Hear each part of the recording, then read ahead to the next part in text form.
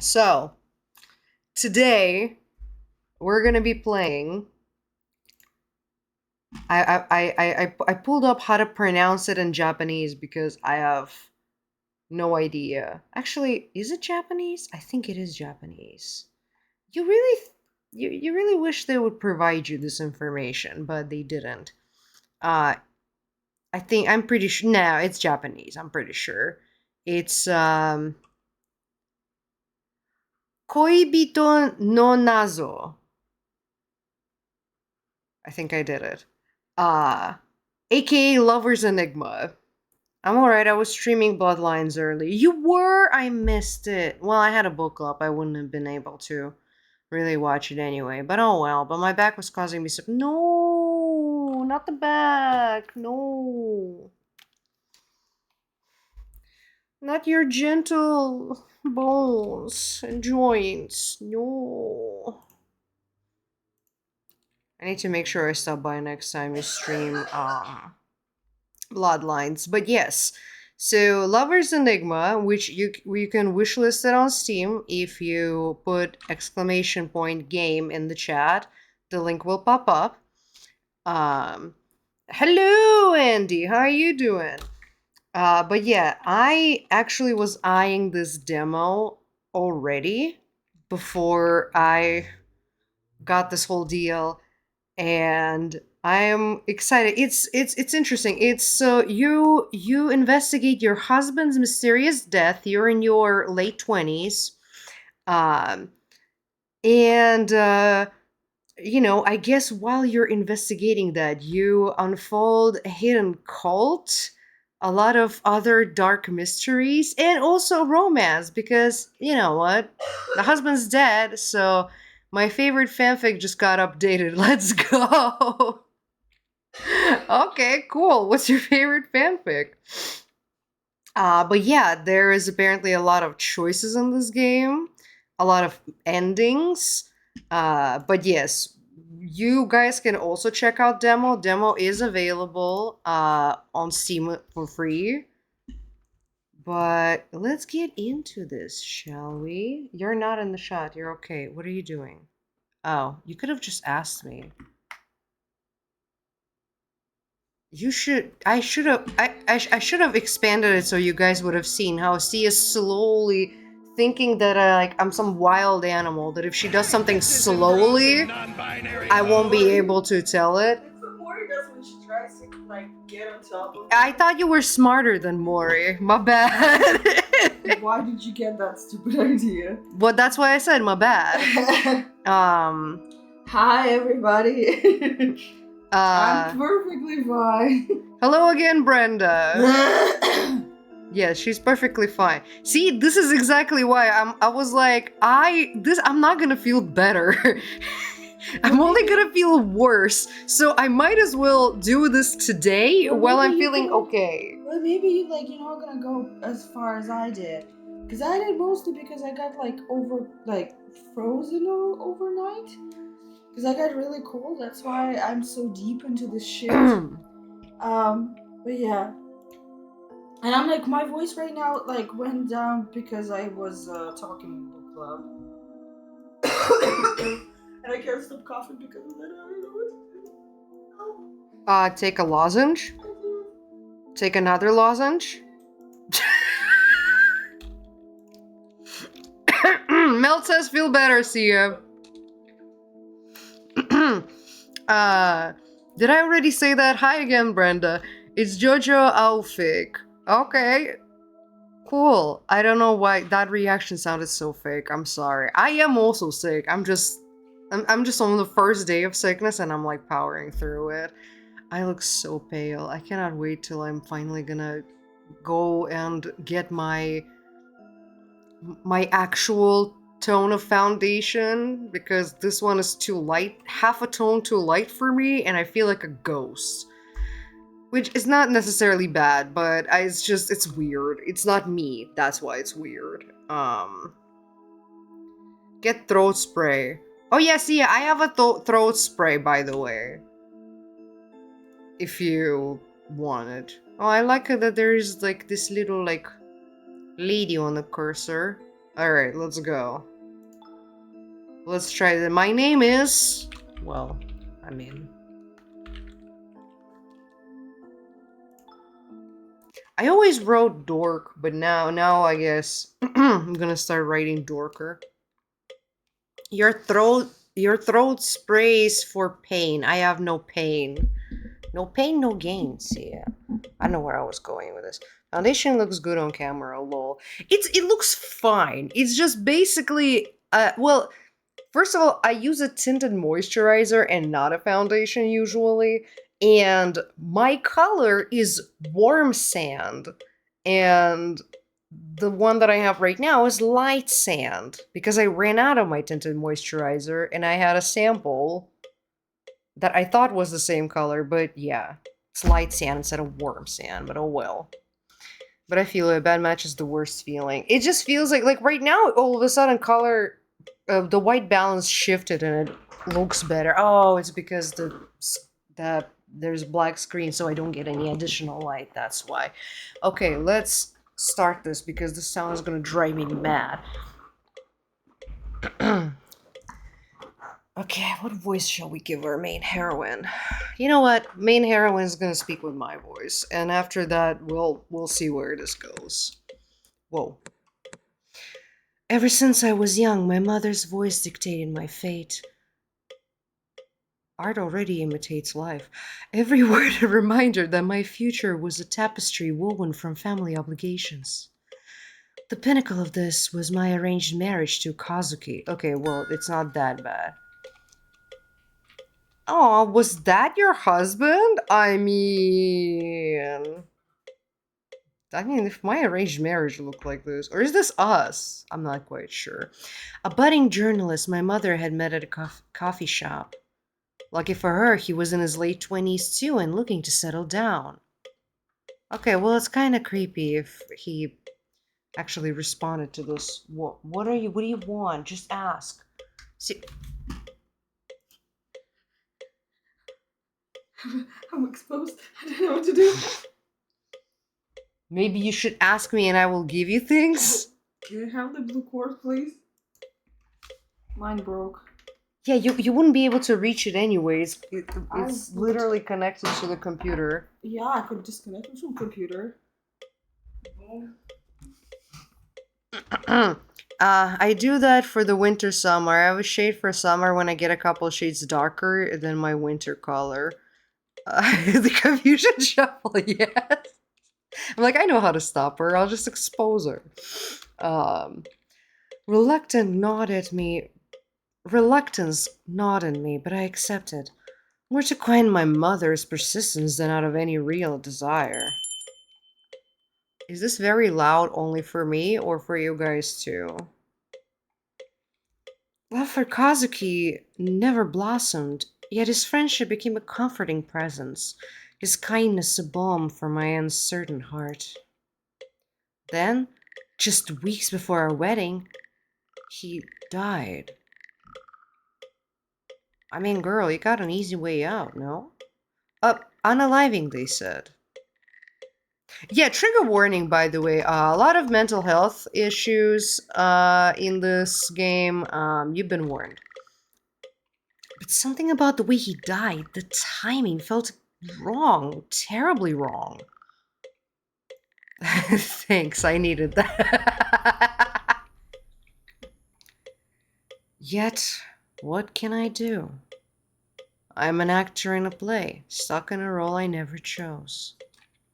Every move and word feels scripted by someone else, and no matter how hard I try, I can't escape the part I'm supposed to play. It's been 40 minutes. All you hear is the relentless sound of your mother's voice.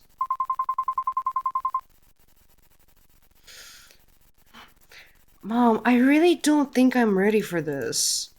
Nonsense, dear. You're not getting any younger, and it's high time you moved on. Besides, Ryota seems like a nice young man, and he's been asking about you. Is this very loud for everybody, or just for me? Please let me know.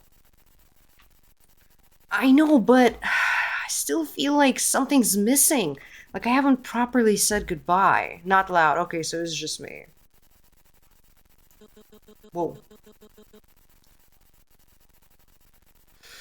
Oh, sweetheart, always stuck in the past, aren't you? No, it's casual for stream. Just you, dude. It's fine. It's casual.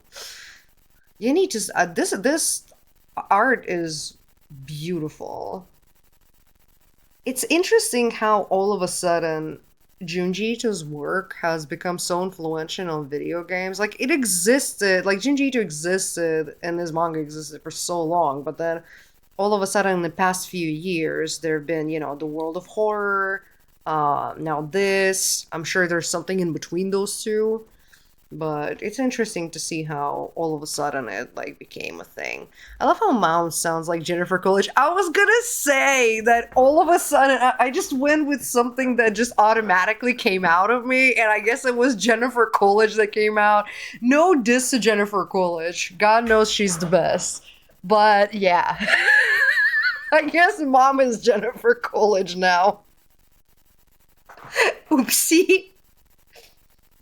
You need to stop dwelling on what's gone. Start thinking about your future. Ryota could be a good opportunity for you. It's not just about Ryota, Mom. There's something about Kazuki's death. I can feel it. So that makes you Stifler? No. Yes, maybe. I don't know. Don't try to find logic in this. She doesn't know. That was a great that was a great anthology. American Pie? I suppose I've never thought of American Pie as an anthology. It literally is, but I just anthology is such a big and smart word. It just doesn't feel like it fits American Pie. Jennifer Coolidge is known to my generation as Stifler's mom. Jimmy, to be honest, I've never seen American Pie. I have, unfortunately. I've seen the first and the second. No, Junji Ito horror anthology. Oh, okay. Yes. Well, I mean, some of those are anthologies. Some of them are like one volume that is like all dedicated to one story. And it's not like an anthology, but yeah. I just know the scene. Let's not, you know what? Let's focus on this. Let's get back to this. Why won't you listen to me? Here we go again with your wild theories. The police investigated and they found nothing. There's something wrong. You need to accept reality, Dorker, and stop living in a fantasy world. But what if there's more to it than what they found? What if Kazuki's death wasn't an accident? Enough! I won't entertain your delusions anymore. You need to focus on being a proper wife and daughter, not chasing ghosts. Whoa. Yes, Mom. Good.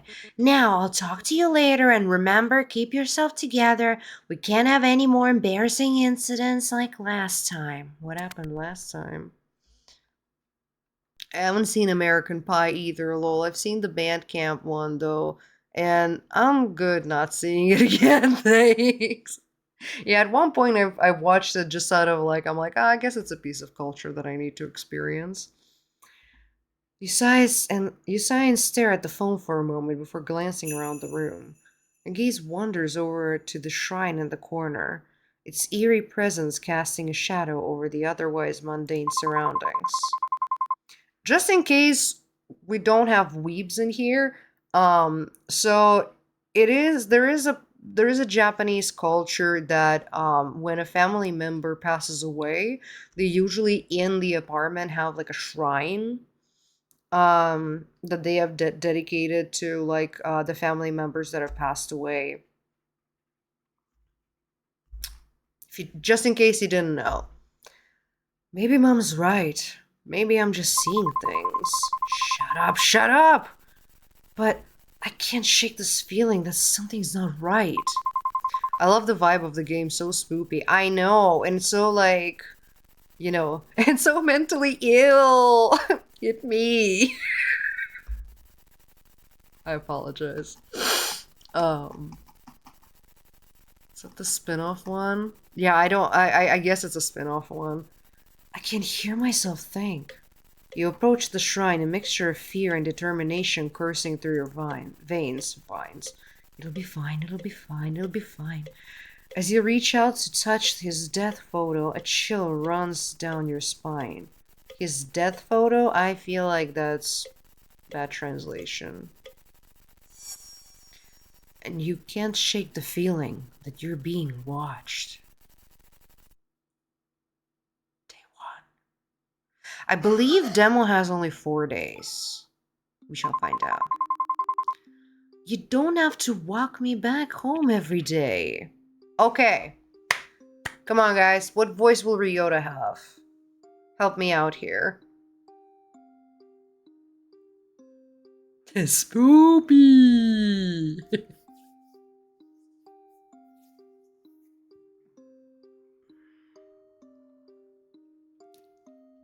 Do Silas voice? I don't know. He looks more like Zane to me. Well, just the haircut, if I'm being honest. Goth Zane. Can you imagine? That's kind of hot. I'm not gonna lie. Kitten. I know there is another. So I saw from the screenshots, from what I've seen, there is a different character that I feel like uh Silas's voice would fit much better. Um All right, doesn't he look like Goth Zane a little bit? No, lol, this motherfucker is too sleepy. Okay, fine. Ghost Javier with haircut of Zane. Oh no, too sleepy to Silas, right. Okay, y'all are not helping.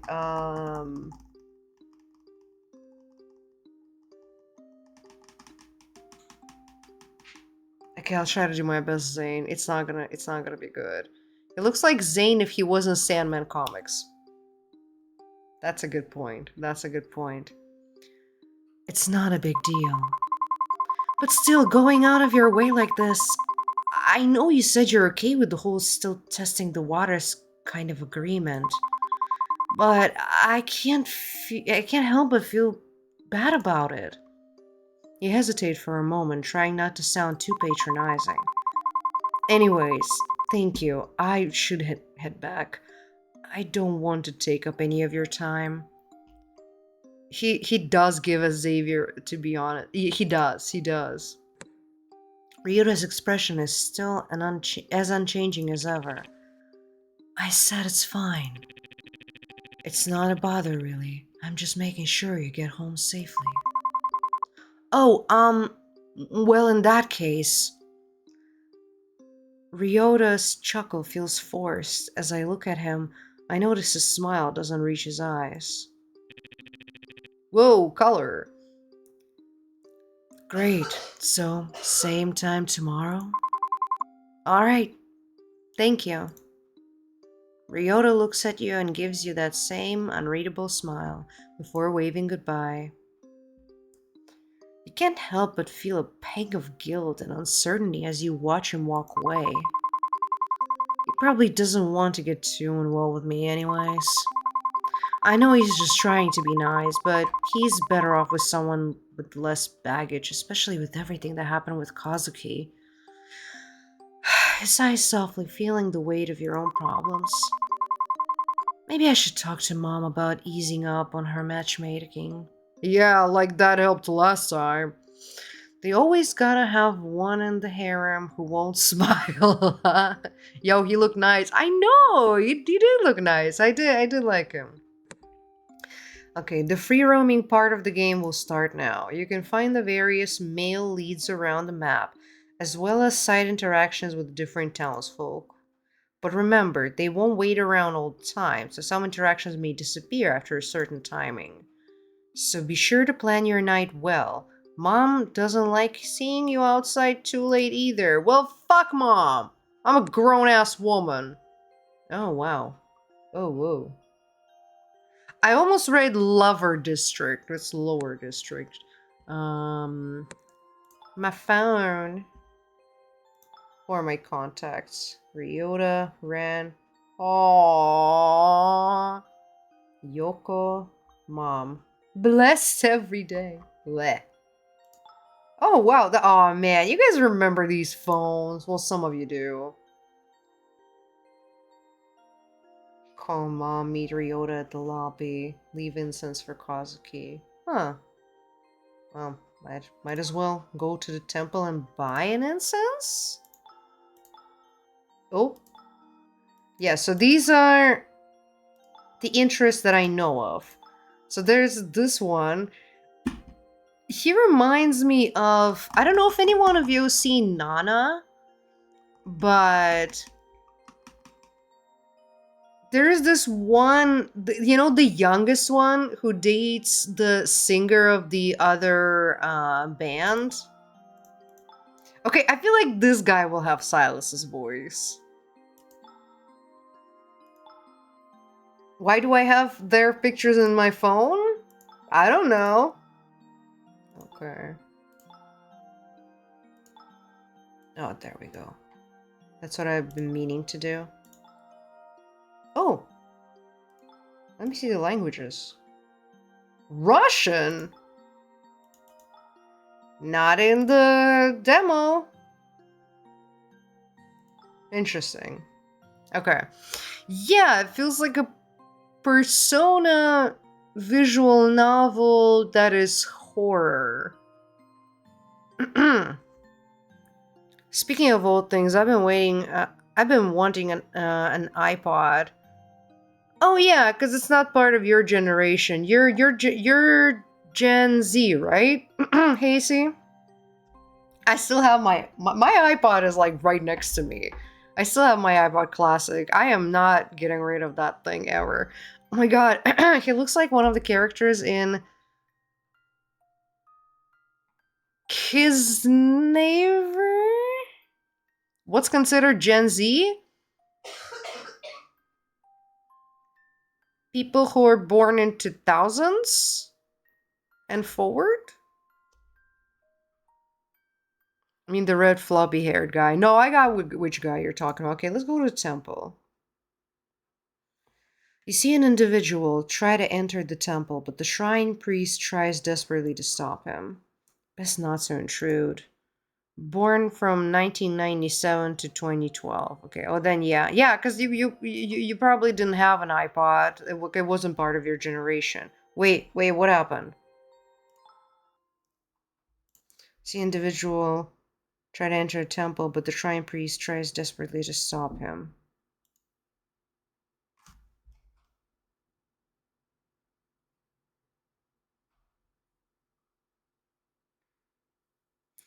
Best not to intrude.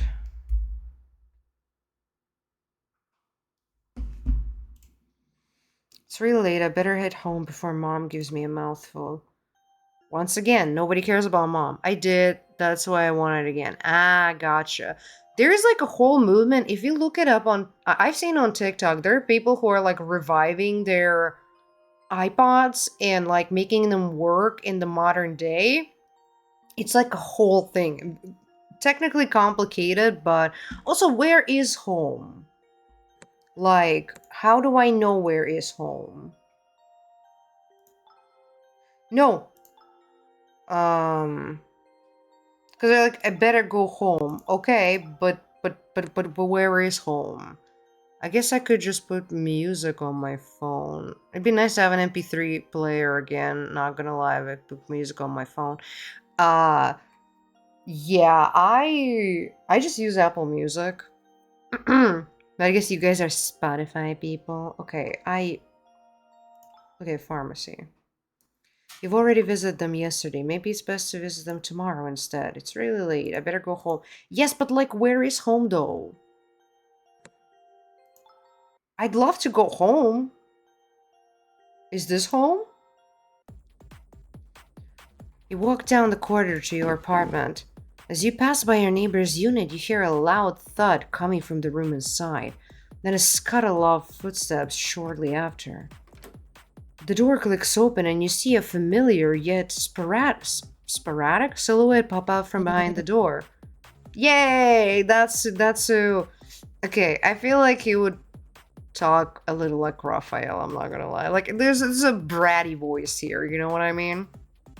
Uh there's update Game Boys. There's updated Game Boys as well. Oh, I didn't know about the Game Boys.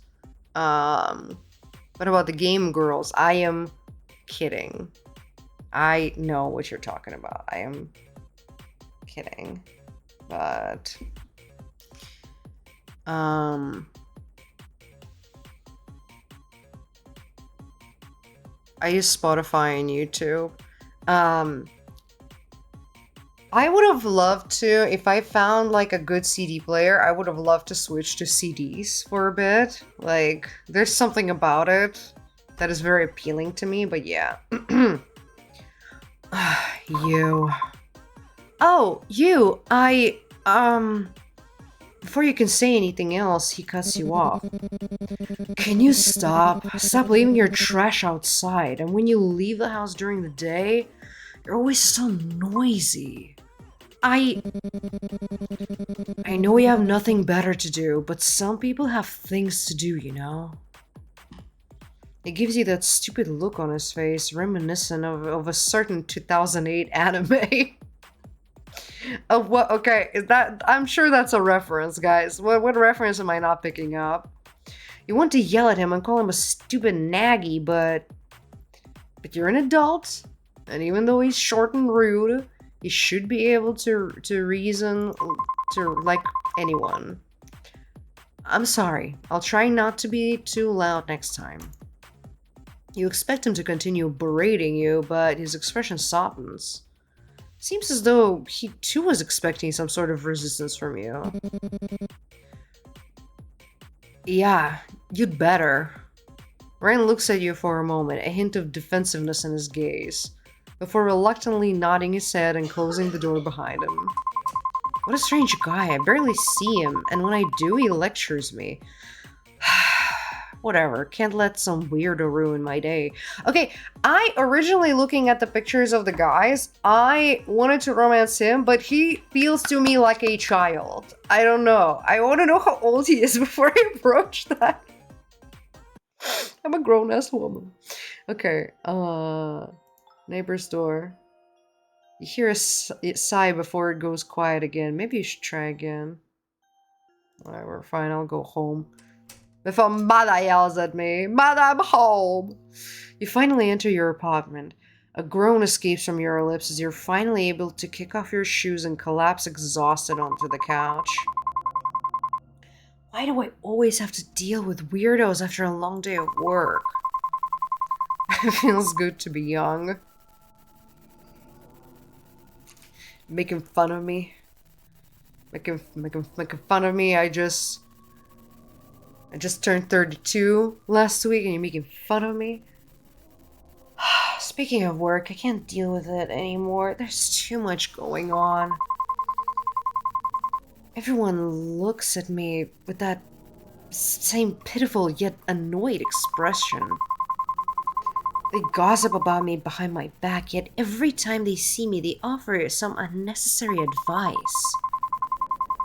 It'd be so much easier if they just told me straight to my face that I'm weak. Our joints hurt, don't make fun of us, LMAO. Yes, exactly! And Ryota, he's definitely not happy about this arrangement. And Kazuki, his death. I just need to keep it together somehow, and then I'll be fine. I can't fall apart now. Not yet, not with everyone waiting for me to fall. Maybe they're right. Maybe I am weak. Maybe I deserve their looks, their gossip. Maybe I deserve all of it. Ugh! No! Not again. Kazuki? No. That one's real.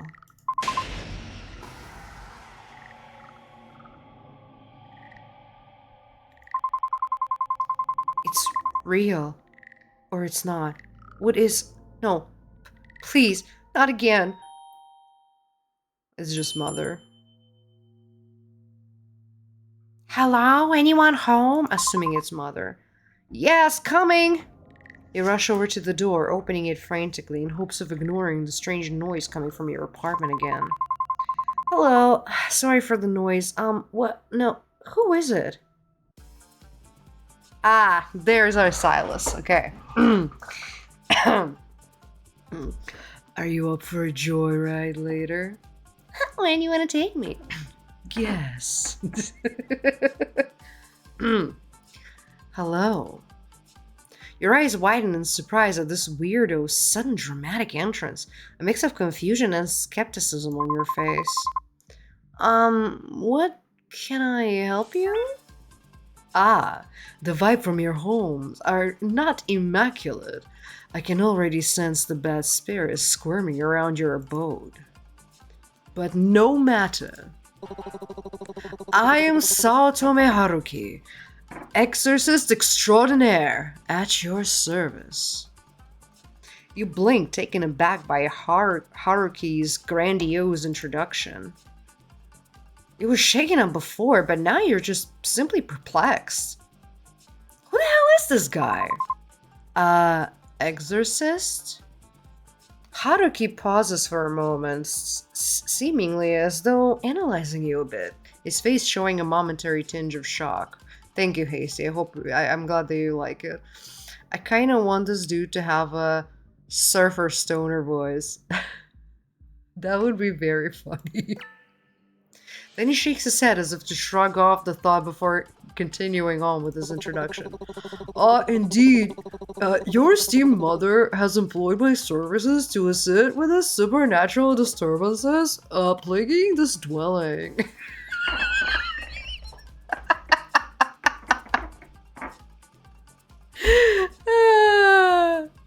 Okay, the surfer stoner voice is too much. I'm not gonna use it, but it's funny. By the way, Sia, the marker thing is still not working. Could you come over for a sec? Please?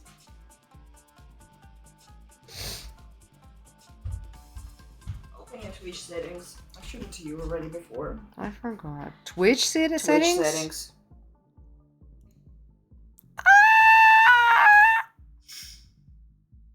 Sorry. Twitch. It's right there. You don't need to put.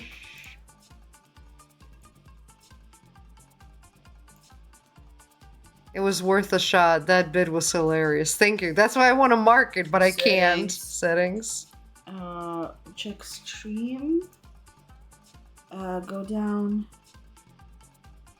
I try to remember myself. What was it?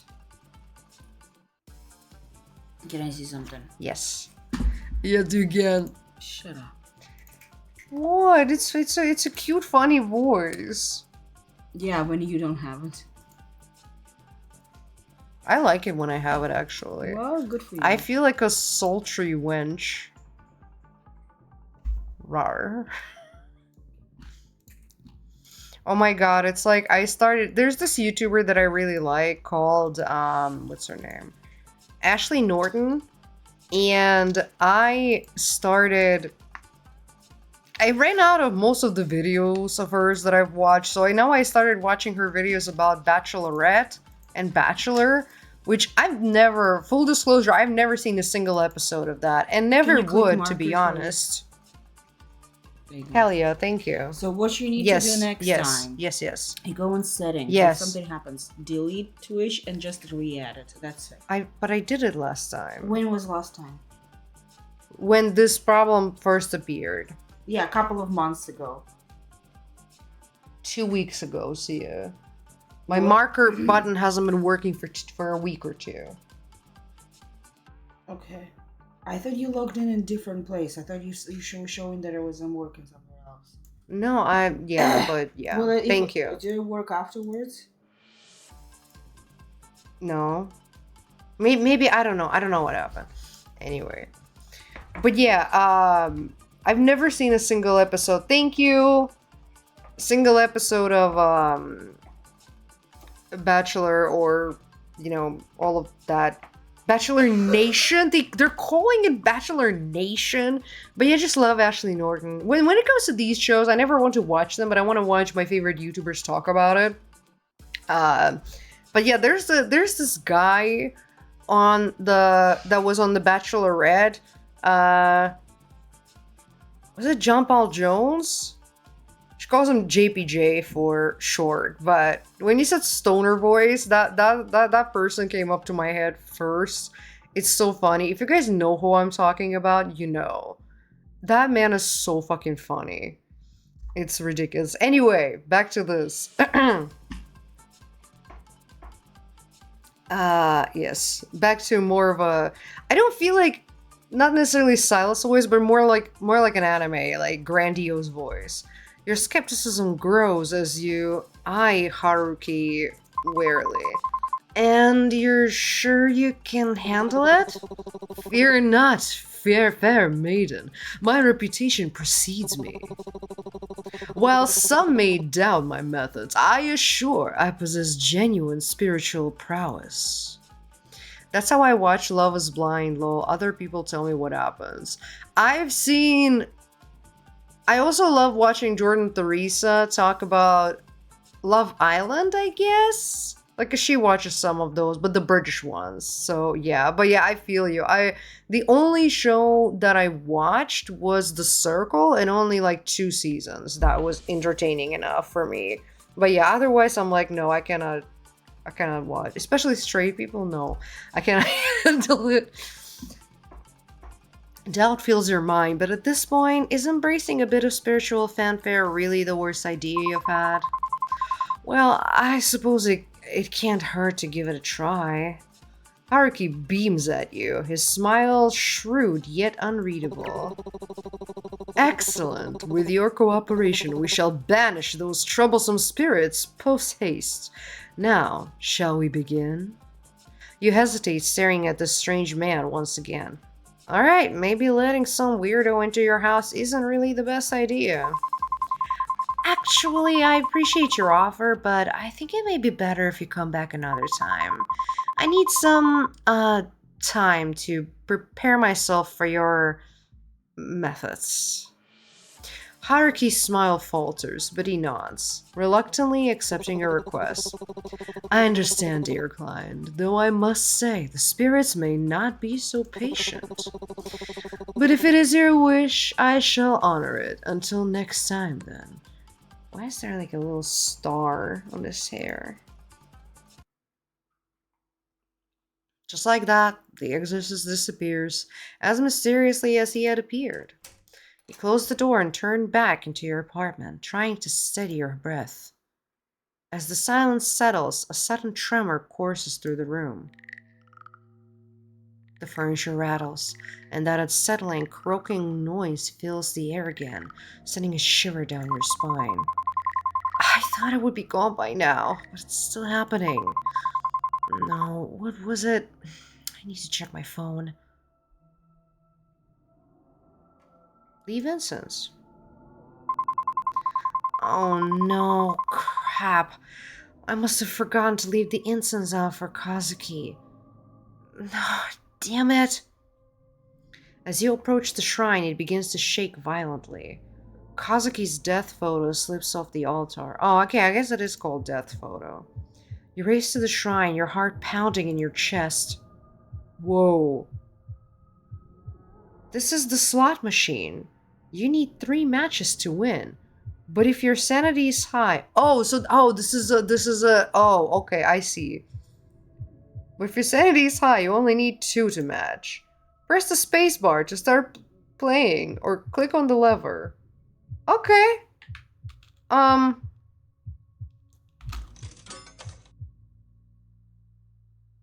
Um... Oh, I see. Oh, okay, I understand. No! Yay, we did it! Did we? I'm not... Okay. You manage to catch the photo just in time, clutching it tightly as you stare at it. Your heart's still beating loudly in your chest. Surprised at your own reflexes, you gaze at the photo longingly, wondering if some divine intervention had guided your hand. You take a deep breath, trying to collect your scattered thoughts. With trembling hands, you carefully place a photo back on the mantle. Stepping back, you let your eyes linger on the image, your heart heavy with a mix of confusion and longing. The room feels eerily quiet, the silence amplifying the turmoil in your mind.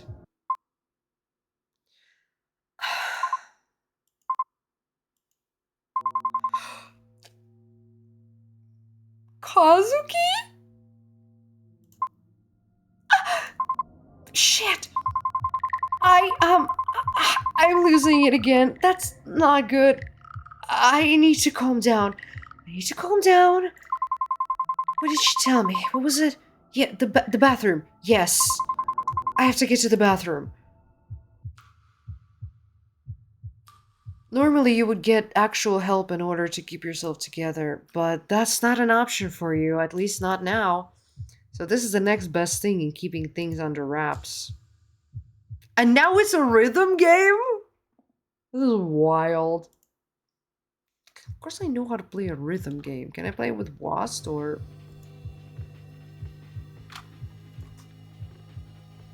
You keep calm and steady your heartbeat, and remember, suppress it. Now playing I Want Udon for Dinner. Okay.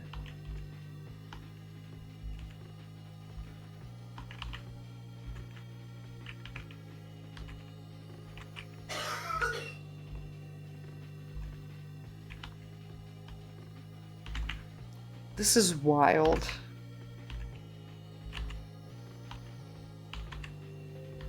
I like the music though.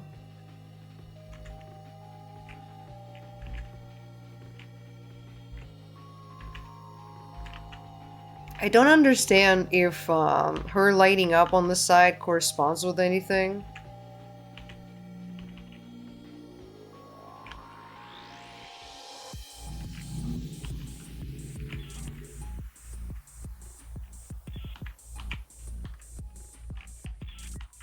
Oh wow, this got real fucking hard real quickly.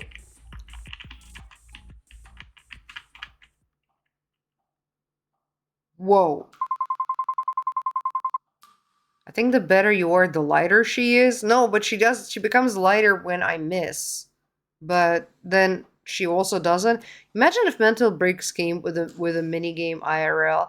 I know, right? If like I'm having like a depressive episode or something along those lines, and instead I just start like blasting techno and just like Fortnite dance. I love it. It already does with lads. Yes, when I'm having a mental breakdown, I'm doing a mini game of lads. Um, okay, I'm fine. I'm good. It's under control. My head hurts. I should go to bed. Okay. Bedroom.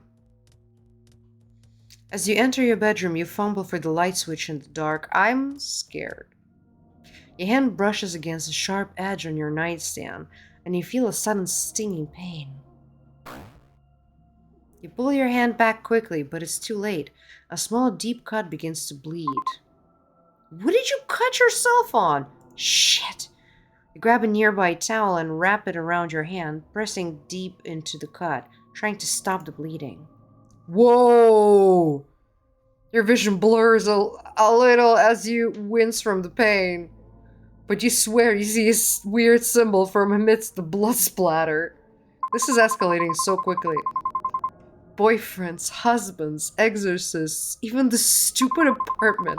Seriously, I wish mom would stop meddling with my business and making me do all this for her. Do you think we're gonna kill mom by the end of this? Do you think we should? Just as you say that, your phone buzzes. From the glow of the screen, you read the words, 3 unread messages from mom. I'm exhausted. I need to sleep. I can't deal with anything anymore. That's me at 2 p.m. As you lie on the bed, your head swirls with the afterthought of today. Mothers, Ghosts, boyfriends, husbands. Why all of this in multiples? Duty, sins, choice, and most importantly, you. Do your choices matter?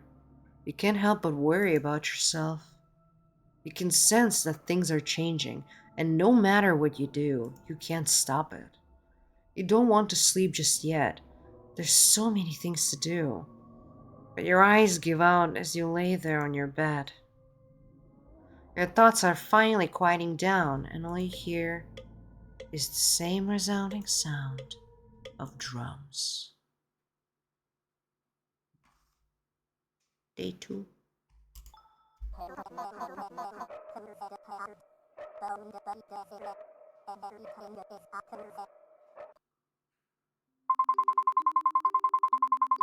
Okay, this game is stylish as fuck. I love it. They're not paying me to say this. I'm only supposed to talk about it and stream it. That doesn't mean I'm supposed to necessarily be saying good things. But I love it so far. I can head home from here. I'd rather not take up too much of your time, Ryota.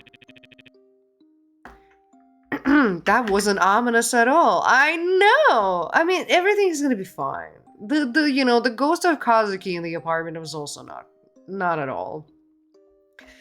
It's not a problem for me to escort you back. Oh well, it's just that I have to get some stuff on the way home, dinner and such. I won't insist then. Have a safe walk home, Dorker. Ryota leaves, heading towards the cafe. Maybe he's just visiting Yoko before going home. From Mom. Your heart rate was unnaturally high last night. What do I keep telling you? Keep yourself together, Dorker. Just follow your routine and it will be okay. Just remember to do as I say. Ugh, why can't she mind her own business? Whatever, I still have other things I need to do. Okay. General, gotta keep my sanity high. Seems reasonable. Get incense for Kazuki at the temple. Leave incense for Kazuki. Bathroom on your daily routine. Do your daily routine. Convenience store, visit the store. Sweet shop, visit Granny. Cafe, thank Yoko for croissant. Anyways, I should get some offerings for Kazuki's shrine before going home. Thankfully, the temple is still open at this hour. Mom, why do you know that? I know, right? Was she? Oh, you cannot see. Hold on. You cannot see the cute avatar of us. Hold on. There! Right here. Hold on. Right here. Okay. I'm gonna come back. Hold on. Where's my... There we go. As you approach the temple, you see Haruki being hastily escorted out by an irate monk. Seriously, stop handing out handing out your business cards to people trying to pray. This is a holy ground, not a business conference. Haruki, unperturbed by the monk's anger, tries to defend himself as he's pushed to the exit. I want to do the stoner voice so bad now. Whoa, you boy on the grind for that bread. You get me? I'm an actual exorcist. I'm here to help. That's enough. We've had it with your antics. Leave before I call the police again. Jeez, I'm doing what's called marketing, all right? People need my help. I'm not gonna stop spreading the word. Watch. As you stand by observing the scene, Haruki catches sight of you and grins cheerily. Oh. Ah, a witness to my magnificence. You must vouch for me, dear client. This common man cannot perceive the ultimate force of my spiritual power. But he's a monk who's had years of spiritual training. And I have taken a 30-day masterclass in exorcism. Clearly, we're both qualified. I love him. You know, he also reminds me, I don't know if he's a fake or not, but he reminds me one of the main characters from Mob Psycho. Was his name Ren? What was his name? Oh, it's gonna be bothering me. I need to find that out. Mob Psycho characters. Reagan. I was close. Reagan. It reminds me of Reagan. I love it, and I love Reagan. Are you comparing years of dedicated training and discipline to your online workshop? Hey, every legend has to start somewhere. Plus, I have a certificate and everything. Is it one of those online certificates that you print out yourself? It's legit, okay? Just because I took a modern approach doesn't mean I'm not effective. Why am I even arguing with you? Modern approach or not, this is a sacred ground and it deserves respect. I respect it. I just think there's room for both ancient wisdom and new techniques. I'm here to help people in my own very effective and very real way. Dude got ordained online and became a ghostbuster.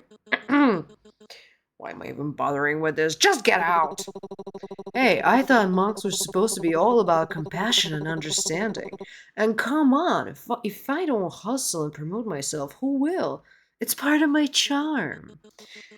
This is a place of tranquility, not a stage for your antics. I'm going to call the police if you don't leave. All right, I'll dial it back. But you have to admit, a bit of charisma can liven up even most sacred place. I like the way the figures are like moving. It's cute. The monk sighs, and you swear he might just break his vow of non-violence, but he just ushers Haruki out of temple's grounds with an exasperated wave. Outside, Haruki waves you over with a cheeky grin. Well, that was something. You've got to admit, I really know how to stir things up. Yeah, you definitely make an impression, but maybe next time try not to get kicked out? Deal. But hey, it's all part of the adventure, right? Anyway, dear client, what brings you to the sacred ground? Surely you didn't come just to witness my flair. Um, I came to see you, sure. I came to get some stuff for Kazuki. What a kind-hearted wife, how commendable. Though I must add a little note, simply bringing gifts might not suffice to appeal all spirits, especially those of the rather malevolent kind.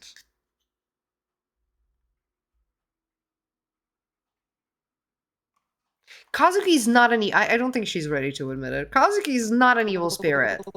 Ah, I see. Forgive my choice of words, dear client. The world of spirits is vast and often misunderstood. Even benign spirits can have their own complexities and dangers. It's just that he's a little different. His ghost, if you will, has a different aura to it. Whatever is haunting your house, it is not a simple spirit. It's something that has been festering for years, even. You're only saying that to sell me more of your services, aren't you? Ye of little faith. While I would love to show you more of my abilities, Dorker, this time I'm being quite serious. Whatever is going on with your home is quite unique. As much as I enjoy the eccentricities of the unknown, your house guest is not something to be taken lightly. Thanks for the Thanks for the concern. I didn't think it'd be so accepting of my deductions. Are you finally growing to trust me and my spiritual prowess? I love the little smiley faces. Don't push it. Wah. But as long as you know what I do genuinely care, as long as you know that I do genuinely care, that's good enough for me. Anyways, I would love to stay in chat, but duty calls. Remember to contact me if anything happens. I'll be off. With a dramatic flourish of his coat, Haruki turns and heads uh, down the temple steps, disappearing into the bustling streets. I love him. You watch him go, a mix of amusement and reassurance settling in. Despite his eccentricities, Haruki's presence feels undeniably comforting. Right, I had better go get Kazuki's incense while I'm here, while they're still open. Uh, okay, does that mean that I got it?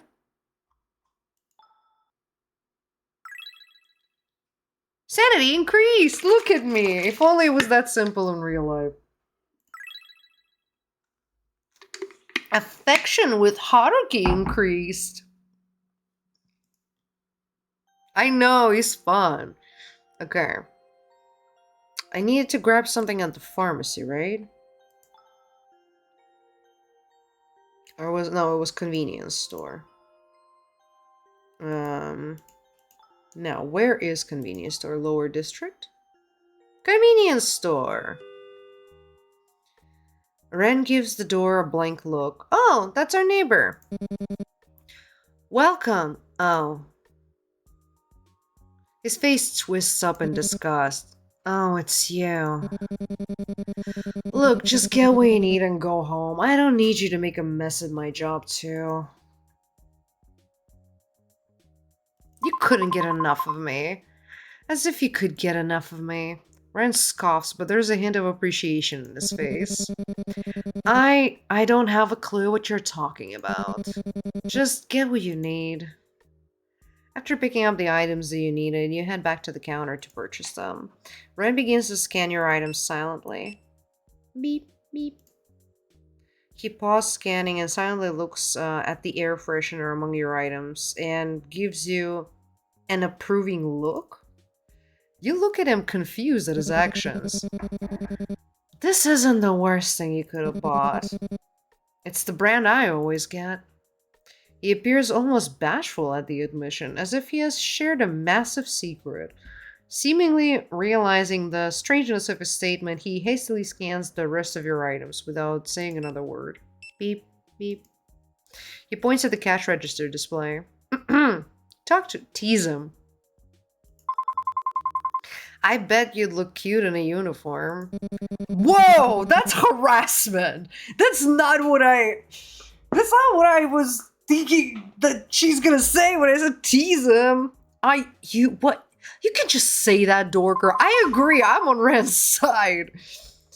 What's wrong? Are you getting shy? Ren ducks down behind the counter, his voice muffled as he spoke again. Just pay and leave. Are you hiding behind the counter? No, I'm not hiding. The crack in his voice begs to differ. Oh well, I guess I should swing by the convenience store more often.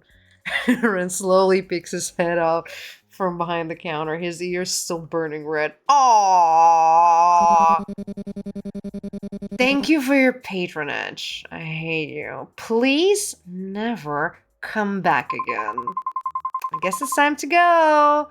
Messing with him was fun though. As he head toward the exit, you hear a loud crash. Turning around, you see a customer standing amidst a toppled display. I thought he threw it at her. I was like, whoa.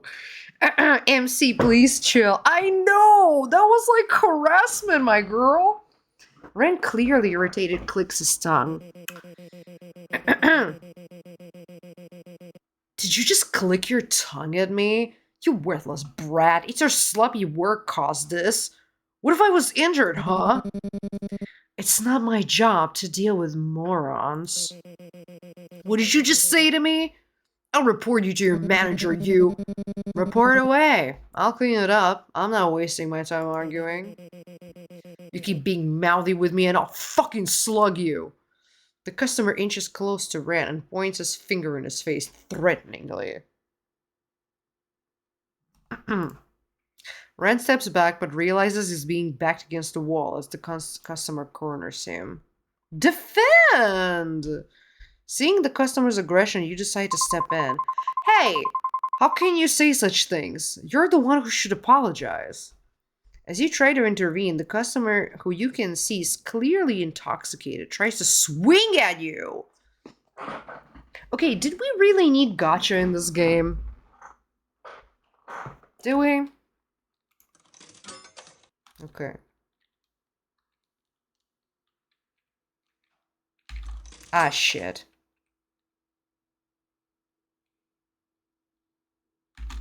God damn it. Oh, he's gonna hit me. Oh, he's so cute. I want to know who this is, this mascot. Unfortunately, the swing connects and you're hit squarely in the face. You just hit a woman. Pain radiates through your cheek and you stumble back, your vision momentarily blurring. Ren immediately rushes over, stepping between you and the irate customer. Hey, back off! Ren squares up against the customer, gripping a mop threateningly while pointing at the nearby security camera. I've got video evidence that you've assaulted her, so get out. Now. The customer, realizing the gravity of the situation, glares at Ren. Finally, he stumbled out of the store, still muttering angrily under his breath. Ren turns to you, his face a mix of concern and frustration. He reaches out and helps you to your feet. You okay? That was a nasty hit. I'll be fine, just a bit shaken. Ren frowns, his frustration evident. You shouldn't have picked a fight you couldn't win. What were you thinking? I couldn't just stand there and do nothing. Ren sighs, shaking his head. You're like one of those guys who pretends to be cool and ends up getting hurt instead. It's stupid. I was just trying to help. Yeah, well, it's a bit late for that now. Just don't do it again, alright? You're not invincible. Got it. But I'd still do it again if I had to. Ryan looks away, his cheeks tingle with a faint blush. You don't gotta act so tough, you know. Hey, says you. You were mouthing off at him before he was violent. Ren grumbles, but a small smile tugs at the corner of his mouth. Fine. Anyways, thanks for standing up for me, even if it was reckless. Anytime, and hey, you were pretty cool back there. Maybe I'll come by tomorrow and see you beating up another customer. Ren blushes deeper, clearly frustrated. The next person I'll be beating up is you. You giggle as he shoos you toward the exit, his usual gruff demeanor returning. Alright, enough. Get out of here before you cause more trouble. As you reach the door, Ren calls out to you, his voice softer. Hey, if you're free tomorrow after work, we should swing by the shop near the apartment, the one owned by the old granny. I'll pay back this favor. Ooh, I like him. I mean, I like everybody so far. This is a solid demo. You nod, a smile on your face. I'll be there. Thanks, Ren. Ren grunts, trying to hide his embarrassment. Yeah, yeah, just don't make a habit of getting into fights for me, okay? You leave the store, your cheeks still throbbing, but spirits lifted. Despite the rough encounter, you've earned Ren's respect and gratitude. Plus, the promise of another meeting tomorrow lingers in the air. Okay. I'll go to cafe. Yeah, I was like, sanity would decrease. Like, we got hit. Square in the face. Not gonna lie, I like these opening interactions more than some of the ones in Laz. Right? They're a little more organic and they're shorter. That's what I like. What I don't like is what I wish this was also a saying in English, but in Russian, like the Urban Dictionary like phrase would be graphomania, when it's just like text, a wall of text on top of text. And that's something that I really dislike. That's something that is a big sin of visual novels. And I'm so far not seeing that, which is a huge plus for me. Because I'm like, keep, just because it's a visual novel, I know that you're trying to like, really fill it with content. So it justifies the price in the eyes of the buyer, but on the other hand, it's like I don't know. I am the person who is like the real talent is to say something in in as short form as possible. And so far, I like how short this is. Let's has no build up to romance. It really pulls me out of the experience. I like how here interactions feel way more building up, right? Yeah, but here also, yeah, it is a choice thing, and lads is linear after all. It's real late. I better head home before mom gives me a mouthful. Oh, I can only do two tasks before having to go home? I don't want to go home. Where's the cafe? Um, Whoa. You approach the riverbank, the moonlight reflecting off the water. Ryota is sitting alone, looking deep in thought and visibly annoyed. Now, what? I'll approach him. As you get closer, the click of your shoes alerts Ryota to your presence. It turns to face you with an expression between irritation and surprise before quickly looking away. The soft glow of the streetlight casts shadows on his face, highlighting his tense demeanor. What are you doing here? Yoko sent me, but more importantly, I'm worried about you. You seemed really upset earlier. Is there anything I can do to help? You don't have to worry about me. He attempted to brush off your concern, but strains in his voice is evident. You can tell he's struggling with something deeper. He just needs a little push. Oh boy. I am still not completely sure how this works.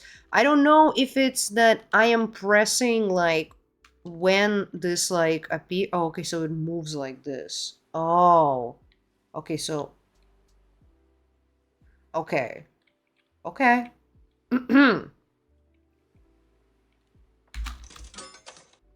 Okay. Fuck. Okay, I get it. Okay, it's after this. There's the cat face. Okay. God damn it!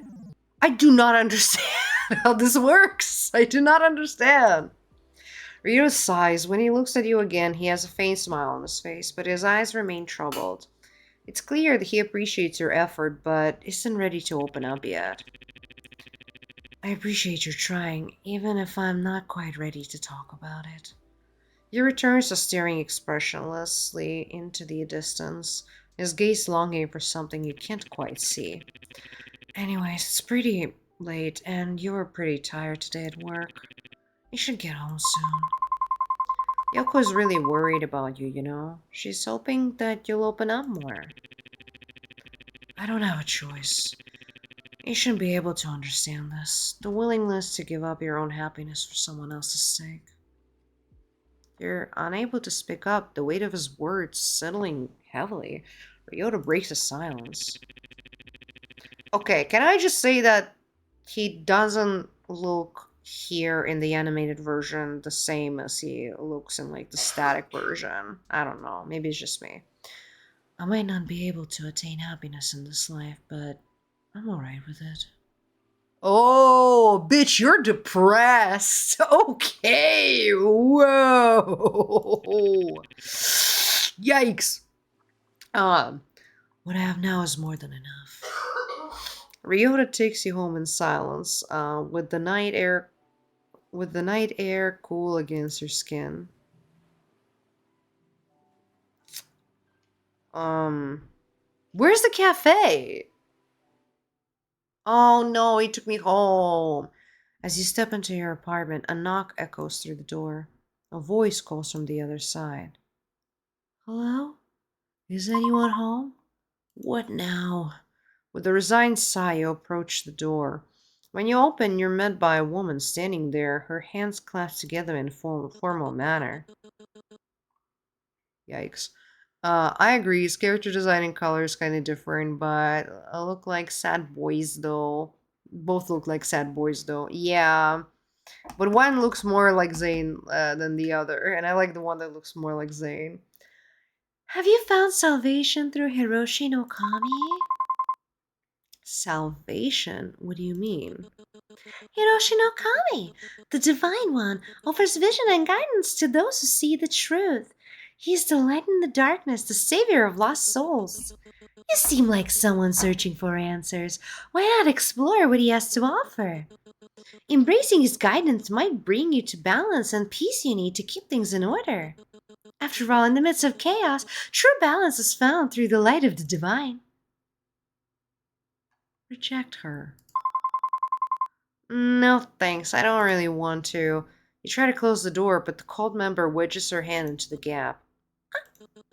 I understand your reluctance, but Hiroshi no Kami's light is too important to ignore.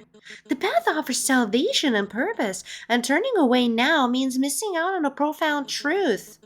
Please reconsider. Our door is always open, but the time to accept his guidance is now. Okay, let's see if I... Okay, oh boy. I do not understand. I do not... Okay, fine, sure, whatever. Fine. I am still struggling to understand this. I appreciate your concern, but now is not really a good time. I'll definitely check it out again, though. Oh, I understand. It's not the best moment, but Hiroshi no Kami's guidance is essential. This opportunity to find balance and peace might not come again. Isn't your search for answers worth exploring? I'm really not interested right now. This is why you don't just open the door, right, guys? I don't know who needs me to say this to them, but don't just open the door. Look in the peephole. See who's on the other side. I mean, this is the least of that might be your problem, but yeah. But think of the clarity and purpose you might gain. Just brief visit could make a world of difference. I said no. I need to focus on other things at the moment. I see. Well, I'll respect your decision for now. That's not ominous at all. I'll come back with more information if you're still unsure. Thank you for at least considering it. Remember, our door is always open. The woman bows deeply and with a final lingering look turns away, leaving you alone. Okay, let's light the incense. After a long day, you finally go back to your apartment. Compared to the day before, it's still relatively neat. I should take care of him first. I hope this keeps you at peace for tonight once again. Maybe it's my imagination, but the air around the shrine feels a little colder and the feeling of gratitude settles in my bones. You smile softly at the shrine. Good night, Kazuki. Work was tiring today. I'm sorry, Kazuki, but I'll do what I can. There, all better. Affection with Kazuki increased. What do you mean affection with Kazuki increased? You can date the ghost of your fiance? I mean, I'm into it.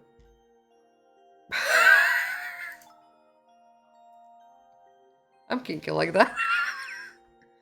Okay, do your daily routine. Well, since I cannot go out, guess I'll go do my daily routine. Your sanity is a little low. Maybe you should calm down a little. Select music. Let's do a funky vibe. Normal. Is this some Danny Phantom shenanigans? I don't know.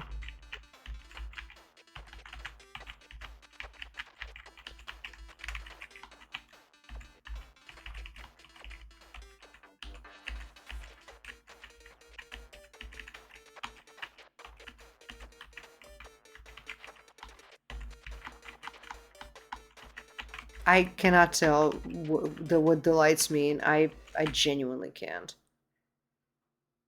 Okay, impressive. You have hit 100% of the total no's. Wait, I did? I'm pretty sure I missed a few. Okay, sanity increased.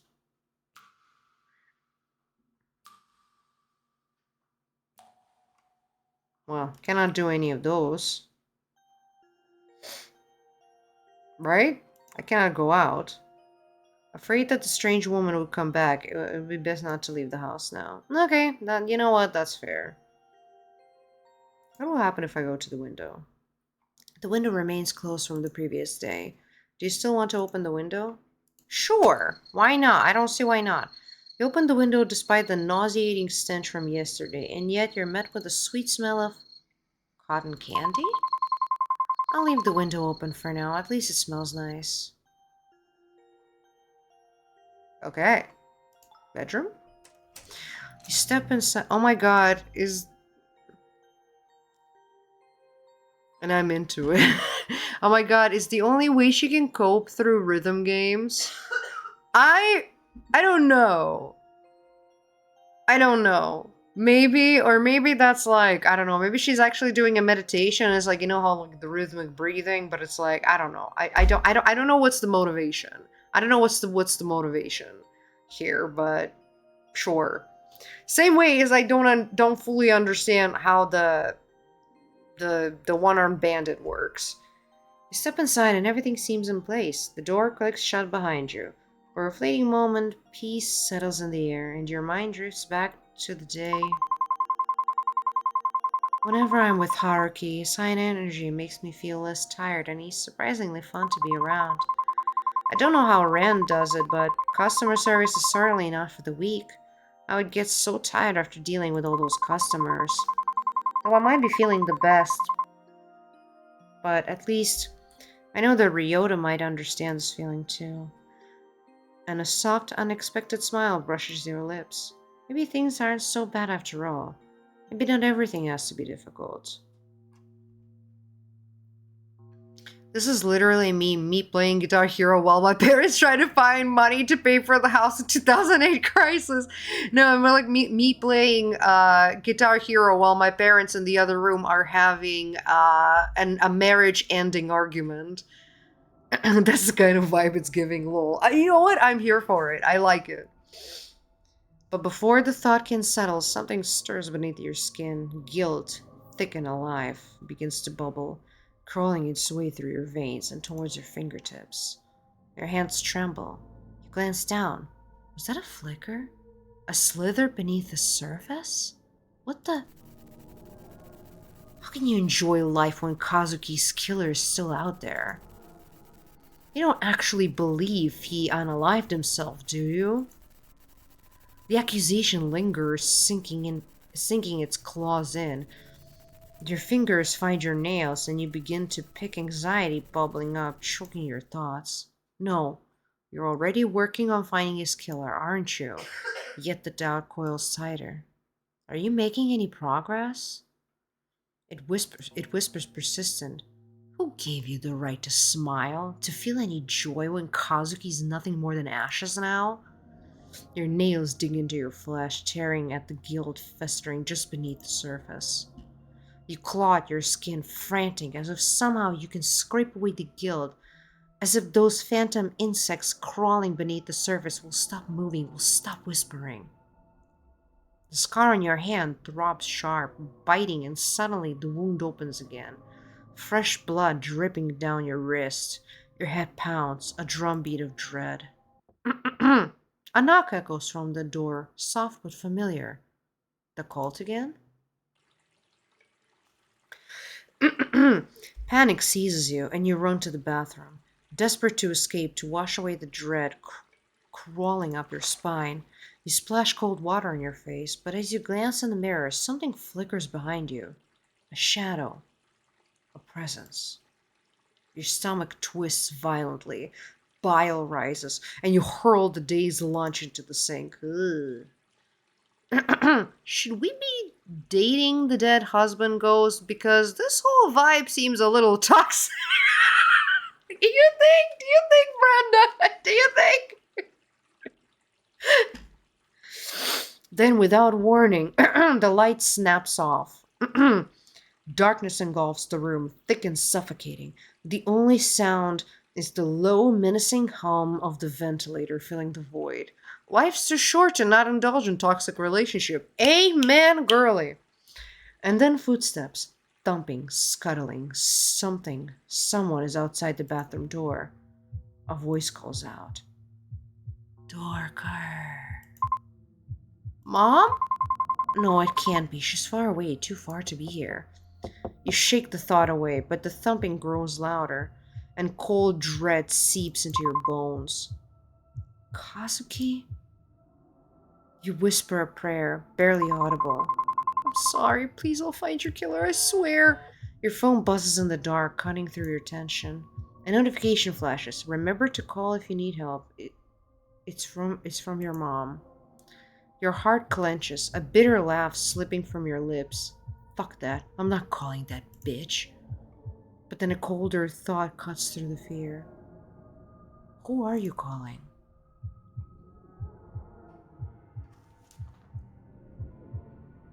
I feel like this is a pretty important Oh, Ren is not on the list. Okay, well. I would run out. Because I want to see what's on the other side. The ticking of the clock grows louder, each second a relentless drumbeat that seems to close in on you. Your hands fly up to cover your ears, but you fail to drown out the insistent noise. The room around you starts to spin, and a heavy sense of dread tightens in your chest. Something's wrong, something. You don't pursue that thought. Instead, you yank your front door and bolt into the corridor. With a pounding heart and your bare feet slipping on the pavement, you almost run headfirst into a familiar figure.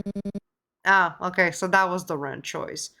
What's with all the noise? Didn't I? Before Ren can say anything else, a loud crash resounds from inside your apartment, causing his eyes to widen in alarm. What the hell? What's going on in there? You scramble for an excuse, stumbling over your words as you try to come up with something convincing, but the only words that come out from your mouth are, No, don't go in! Ren scoffs and gives you the same disgruntled look. As if that will stop me. What do you think? I'm just going to stop like some NPC and just turn around and head home? Move aside. You roll your eyes as he pushes past you and steps through the door into the apartment. Inside the apartment, the mess still litters the floor, but Ren remains unfazed. He walks over to a shattered vase, inspecting the fragments with calm demeanor. He picks up a piece and inspects it as if trying to figure out something in this mess. It's just a vase, Ren. I don't know what's so special. Suddenly, a noise emanates from Kazuki's altar and light flickers out, plunging the room into the darkness. You both gasp and you instinctively shuffle behind Ren. Um, Ren? He doesn't answer, but you can feel him trembling slightly. Shut up. I've got this. He clasps the amulet around his neck and starts chanting a quick prayer. The words spill from his lips in rapid, almost ritualistic rhythm. For a brief moment, a familiar phrase peeks out from a string of incantations. Keep it together. The phrase sends an uncomfortable feeling through you. The room feels colder. Despite his supposed spiritual chanting, something about all this just feels unnatural. Just then, a faint whisper, snacking from the darkness beyond, fills the silence beside your ear. You can barely make out the words, Trust no one. You jump back in shock, letting out a yelp that breaks Ren's concentration. Damn it, calm down, I'm trying to handle this. He also seems to be freaked out, but he quickly takes a deep breath to calm himself. I'm sorry, I didn't mean to. Just stay quiet and let me focus. I know you're afraid, but I need you to stay calm too. I'm so invested. You nod, trying to steady your breathing as you watch him, even though he's doing his best to stay calm. You can see the nervous tension in his movements. He hesitates, his usual confidence wavering. That drunk guy in the store was way scarier than whatever this is.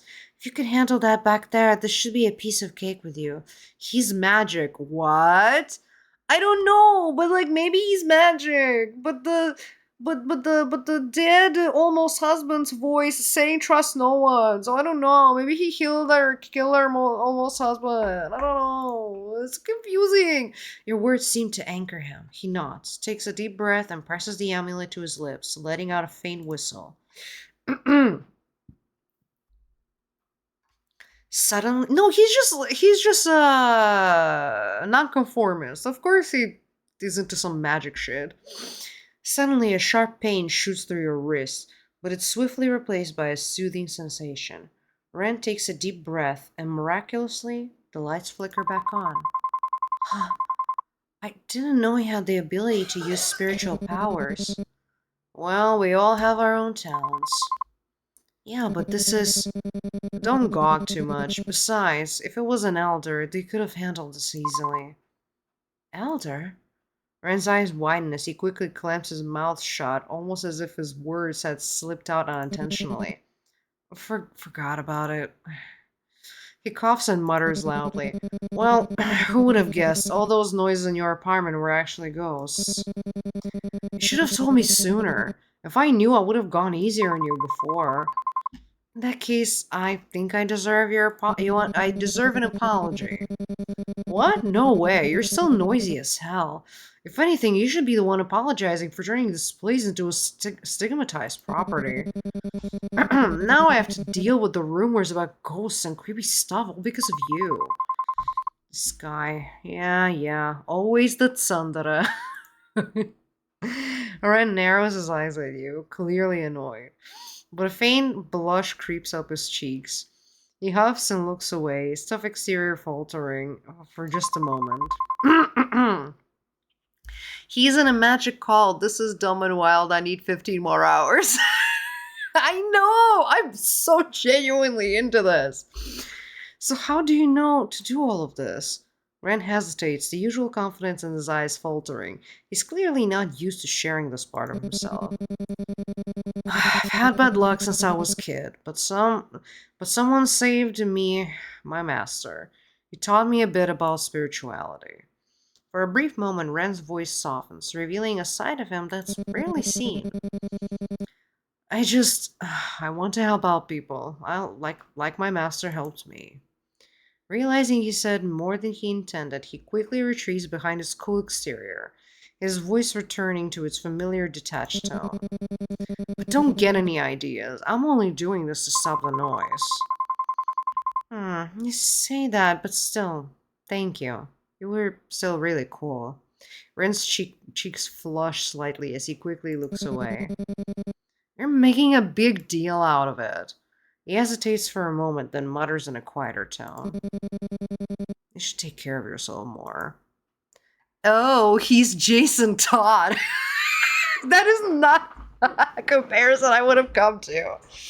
Like, I think that the tsundere comment is that makes the most sense, but sure. Magic Jason Todd, sure. Without waiting for a response, Ren turns and heads towards the door, for a brief moment of vulnerability already fading as he slips back into his usual demeanor. Look at our sanity! Go girl! Affection with Ren increased. I'm not usually one for tsundere, but I don't know. He's kind of adorable. It's not that I want to romance him, because he still feels like a kid, and I'm like, I don't know. But, I don't know. He seems fun. I like him in that sense. As you drift onto... excuse me. Let me hydrate.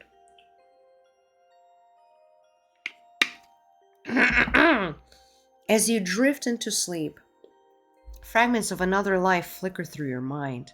Faces and voices swirl around you, familiar yet distant, leaving an unsettling sense of deja vu. There's a leader's presence, a protector's shadow, a friend's warmth, a wanderer's wisdom, and a companion's loyalty, all tangled in memories you can't quite grasp.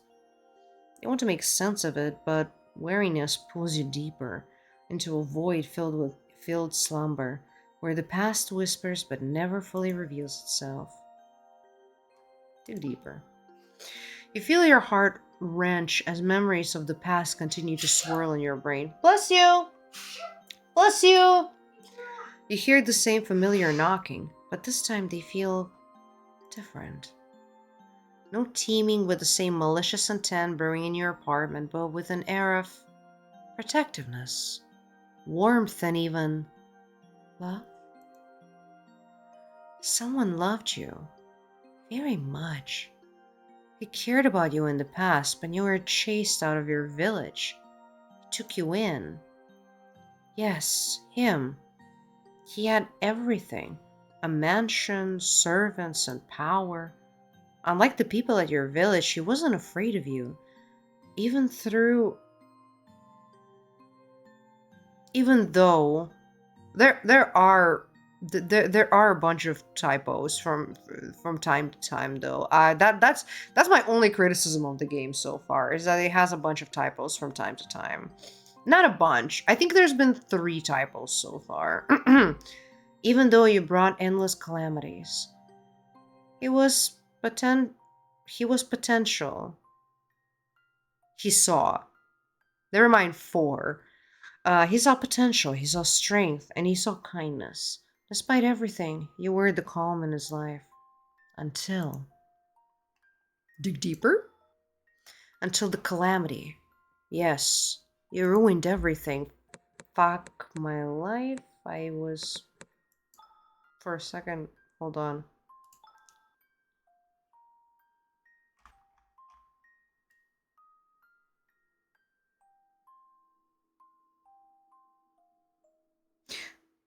Until the calamity, yes. You ruined everything. You had someone who loved you, but you couldn't help it. Okay. Just wanted to make sure I don't miss it. So I guess this takes place in the 90s then? Considering the flip phone? Or 2000s? 2000s, not 90s. I don't know why I said 90s.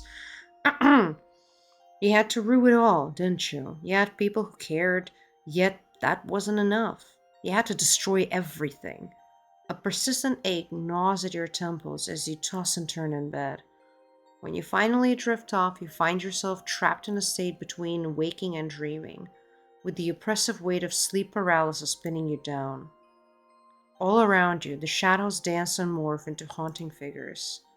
Muffled voices, distant and unintelligible, echo in your ears as they scream your name. I feel like our sanity's gonna go down.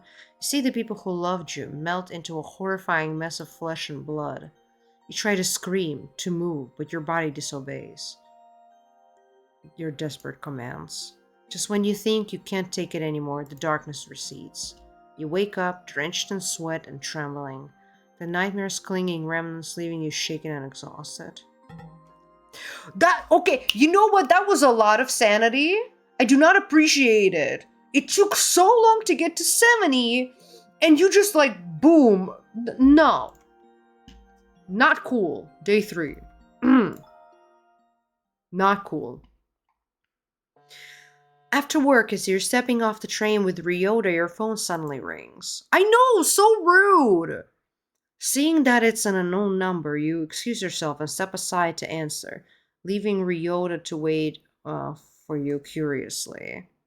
Is that what your therapist says to you? What about the sanity?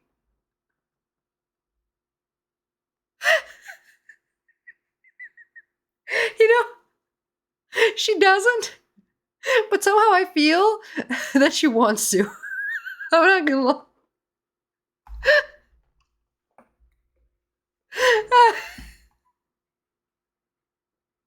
Sorry, that got me. Oh, give me a second. The lip butt appeared again.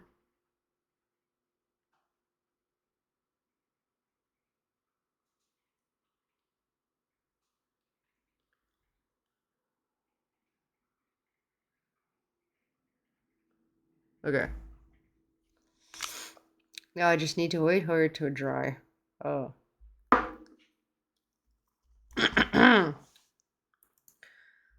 I went to talk to my mom and smoked again. What did you do? We worked so hard to get you to 70 sanity and you dropped it to. You know, she actually did say that. You know, the funniest thing, she did say that. She said she one of the times that I relapsed in smoking. She said, "But no, but you were doing so well." She literally said that.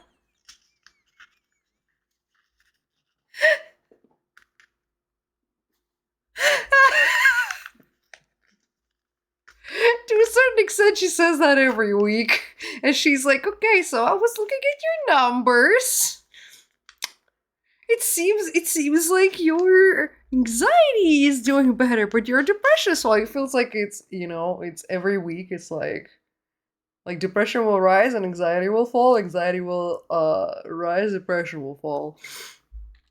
Anyways, enough about me. Let's get back to Dorker in-game Dorker. That's too funny. Seeing, yes, leaving Ryota to wait for you curiously.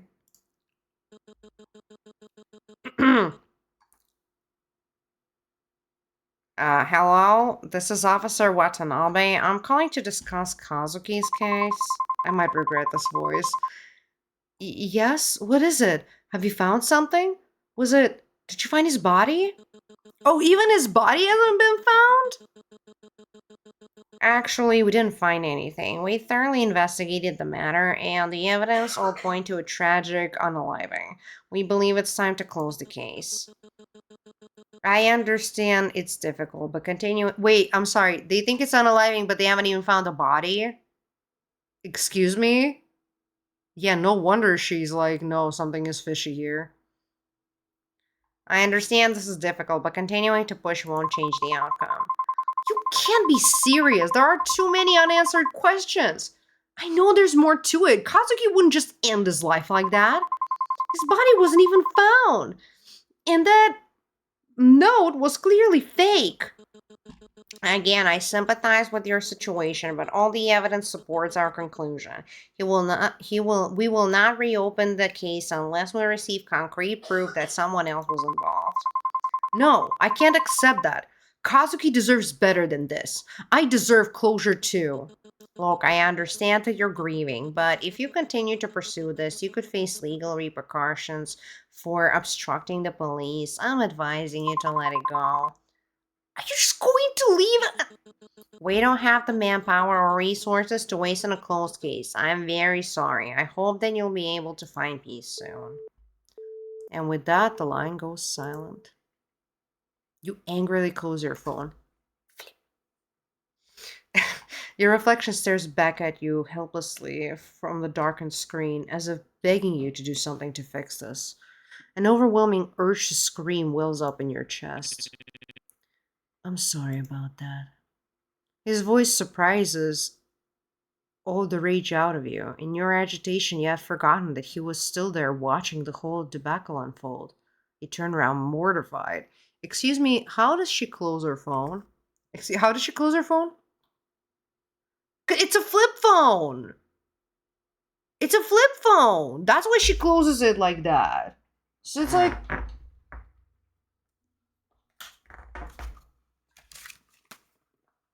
Flip phone. Closed, okay? The sound? I mean... What sound did I do? Is it just like the sound on my palm? What did I do? Click or something?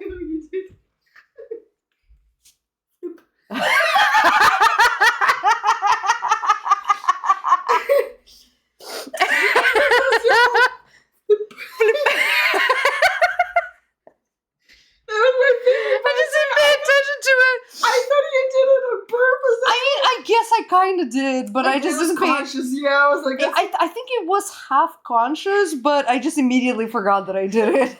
Flip. Because it's flip phone, so it's flip.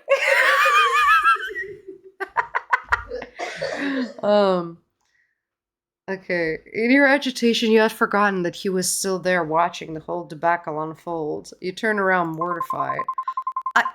Sorry about that. It's just the police again. You must have guessed. They've given up on Kazuki's case. I'm really sorry that this is something else. I'm really sorry that this is happening after all the work you've put into this. I don't know what I can do to help, but if there's anything at all... Oh! No, it's okay. This is my burden to bear. I can share it with you if you let me.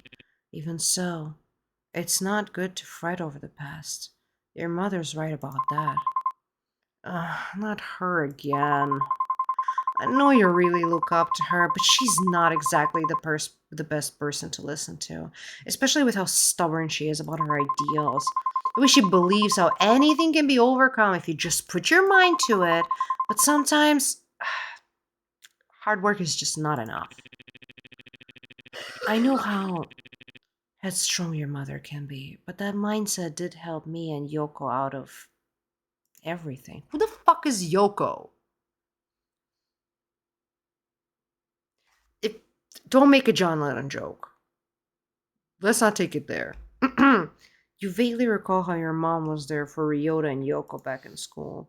She helped them escape their abusive home, always listening and supporting them as their teacher. It's a memory that sticks with you, especially when you think about how different things were for you. I am assuming his sister. Could be brother. Is Yoko only a female name? I don't know. She really means well, and she cares about you. Does she now? The words come out tense and bitter. You can't help but feel angry at your mom for pressuring you, even in her absence, at Ryota, even though he doesn't know any better, and at yourself. Ryota senses the change in tension and clears his throat. Today's been a long day. Shall we grab some food before I take you home? Yoka has been going on about this new pastry at the cafe. We could give it a try. You hesitate, unsure of whether to accept his offer. On one hand, you're annoyed at his blind admiration of your mom, but on the other hand, you know he's not doing this on purpose. I will accept Ryota's invitation. Alright, I'm a bit hungry, so let's go. Ryota smiles warmly at you, his concern momentarily fading. He's trying. Like, look at this face. He's trying. Alright, let's go. Affection with Ryota increased. I'm sorry, can I date Yoko?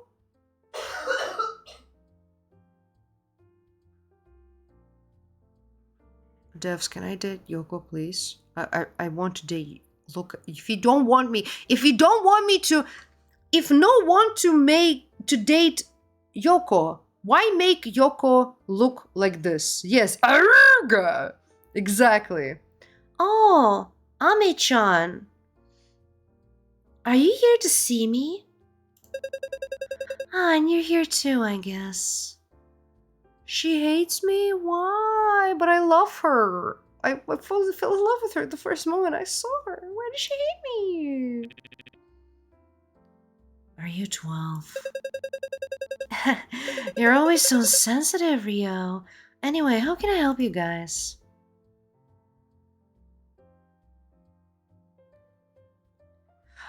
Oh, I just came here to talk to you. Oh, Ryota, I'm sorry, but I didn't need to talk to her. I don't like women like that, but she's the hottest NPC so far. I mean, yes, she is. I wasn't at first. I meant that you don't like women like that, not like I don't like women like that. Meaning like that. Yeah. Look at her. You're so cute. You don't have to butter me out to get pastries. I always save some for you in case you drop by after work. Dorker Strange added permitted term. I don't like women. I'm dead.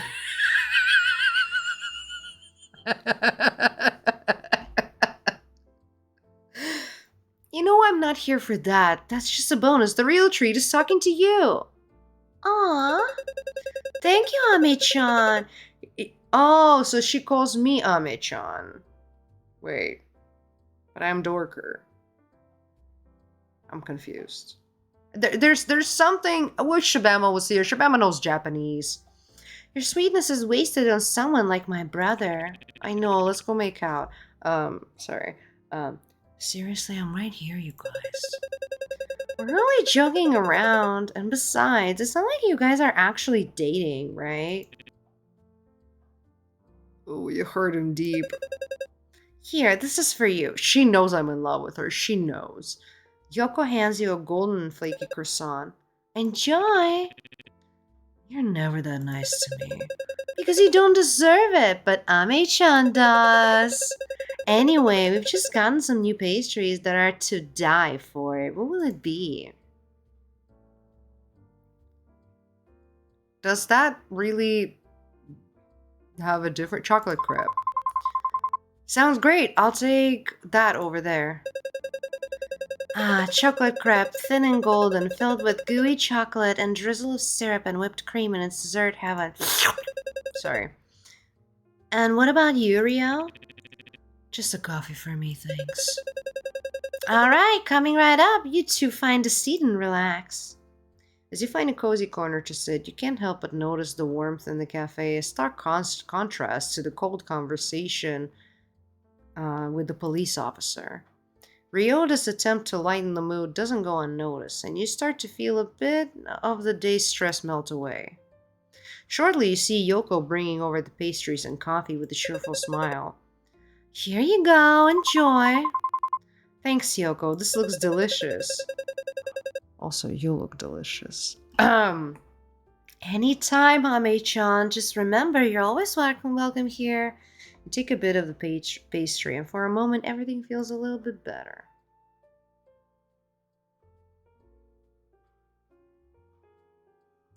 So, did you two make up?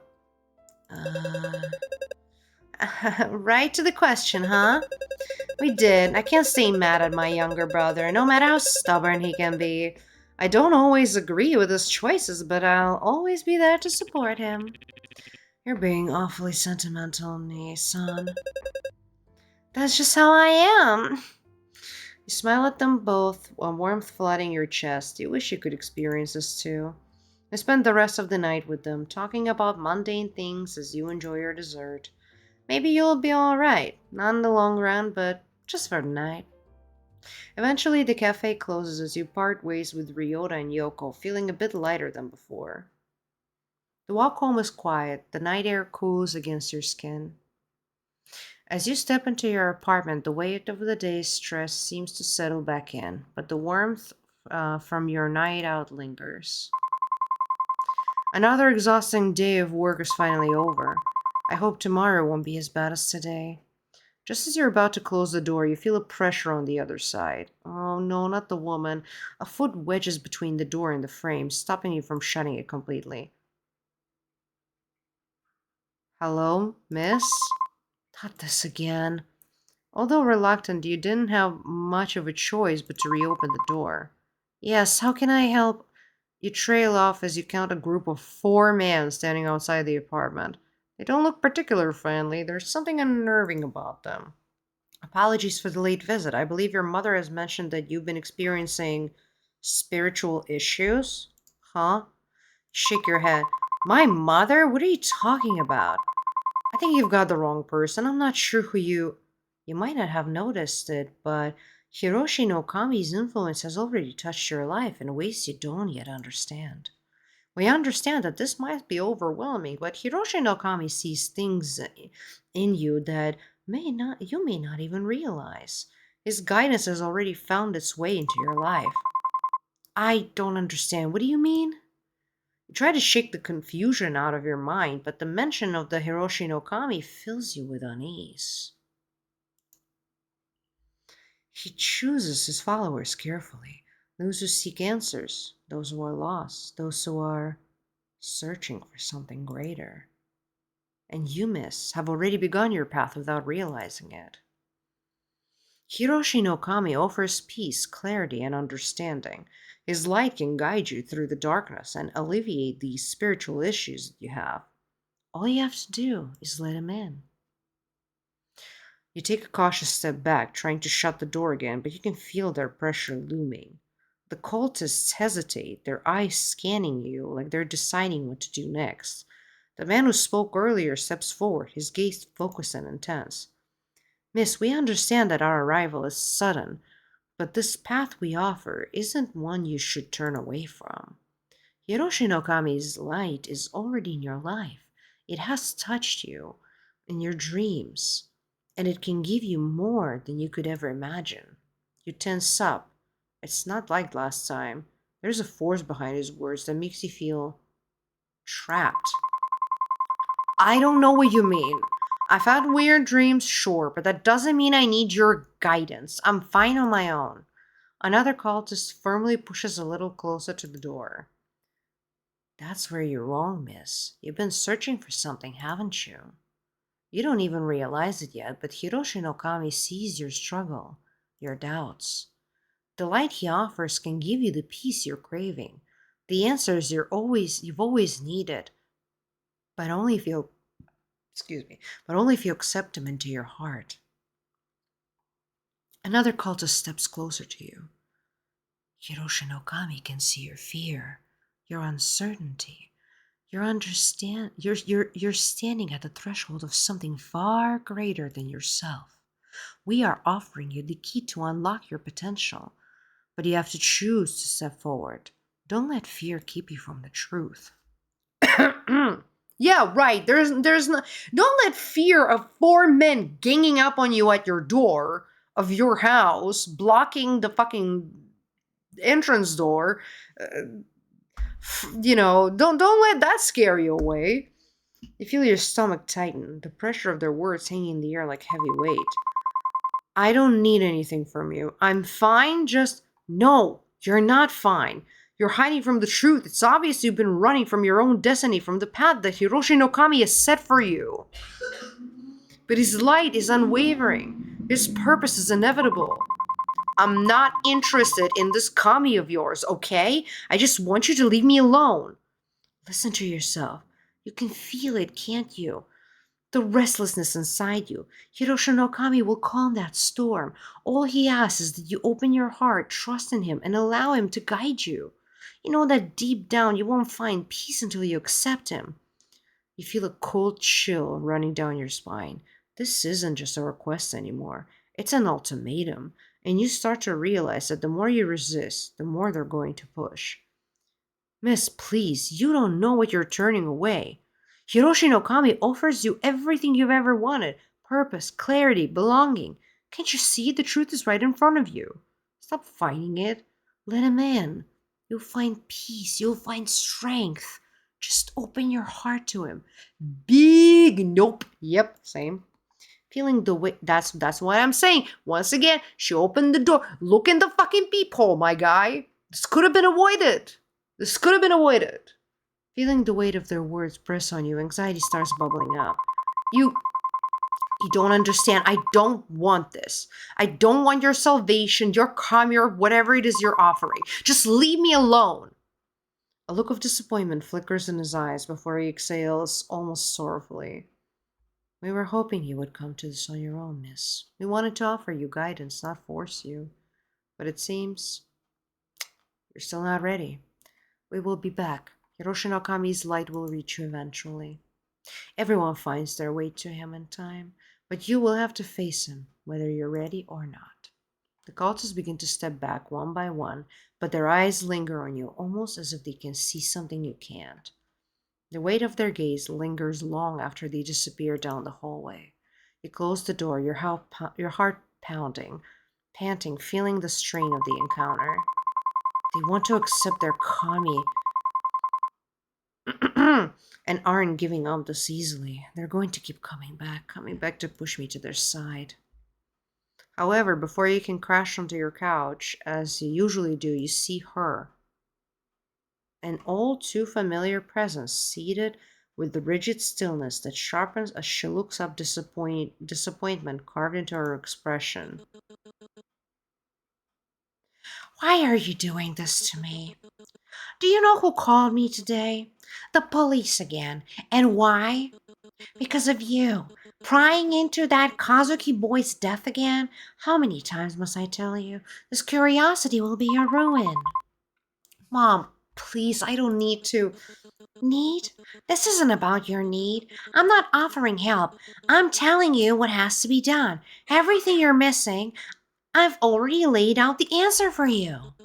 I'm giving you solutions, but you're the one that's not willing to change. It's you that's the problem.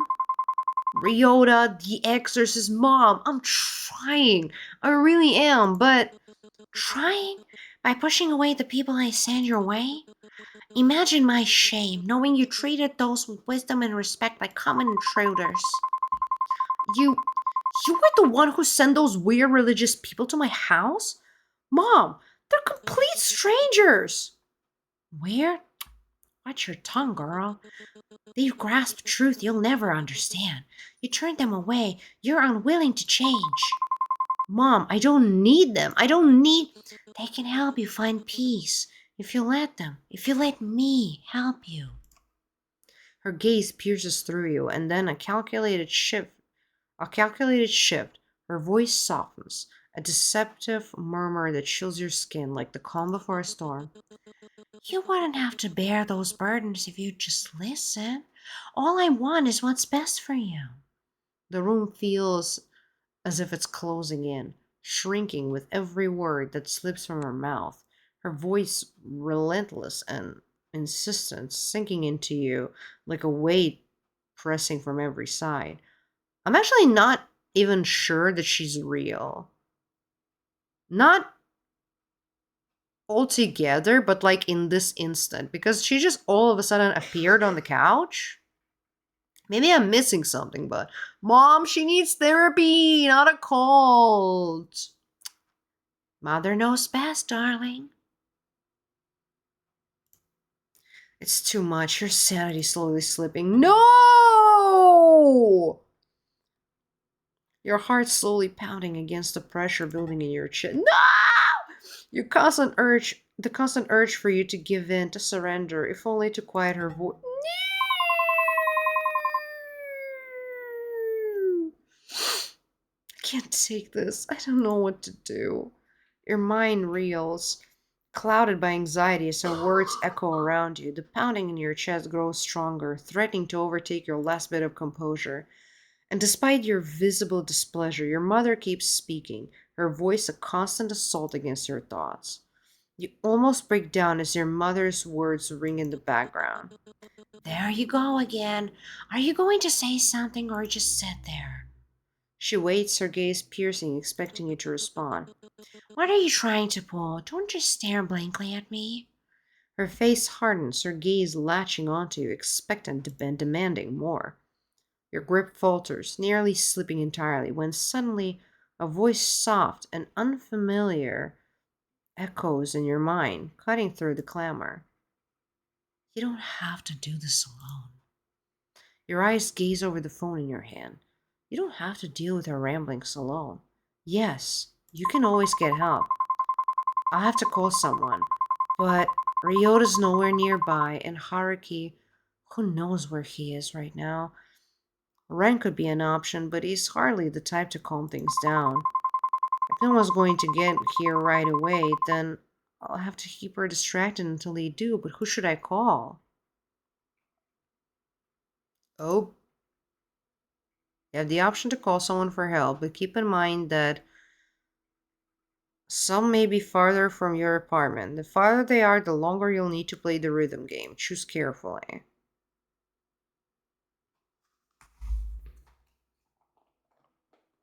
Sanity down after talk with mom. How realistic. I know. Okay, I do not want to call Haruki. For sure.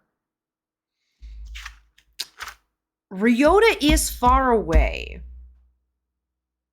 And I kind of want to call for Ryota. Ren is close, but yeah, Ren is not necessarily a calming presence. Let's call Ryota. I want to call Ryota. Let's go. Help me, Ryota.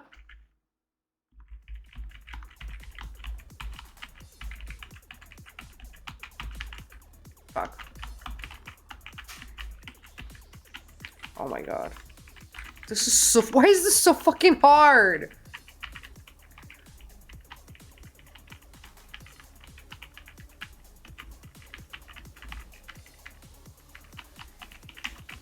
Oh my god.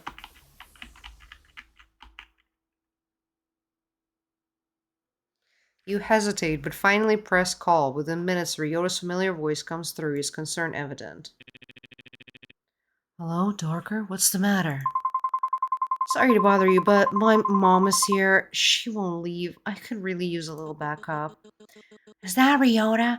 Can you talk some sense into her? Ryota, answer me! I hear a brisk inhale from the other side of the phone before Ryota continues. Say no more, I'll be right there. Did you call him over? What are you doing bothering him at this hour? How selfish can you be? Her words strike a nerve, a chill coursing through you as you fight to keep your hands steady. But as they shake against a surge of frustration and tension building with every word she hurls.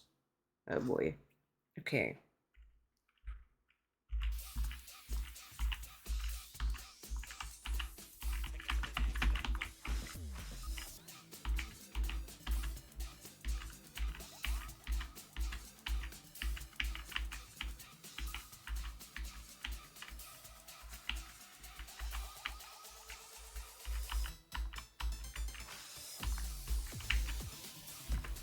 I really don't like when rhythm games have these like all in one row because then it's very confusing. The up and down becomes very confusing visually.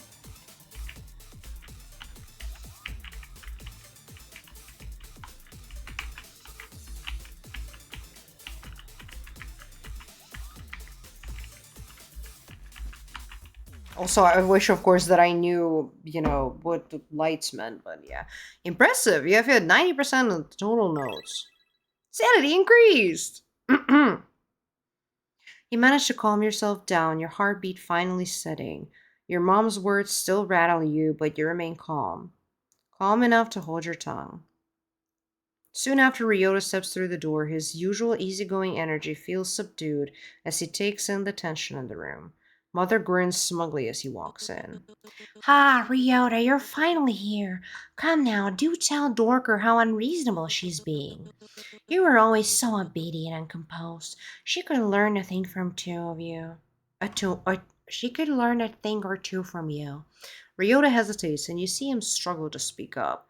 He stumbles on his words, trying to find the right words in order to not to offend her, his voice stumbling out, cautious but determined.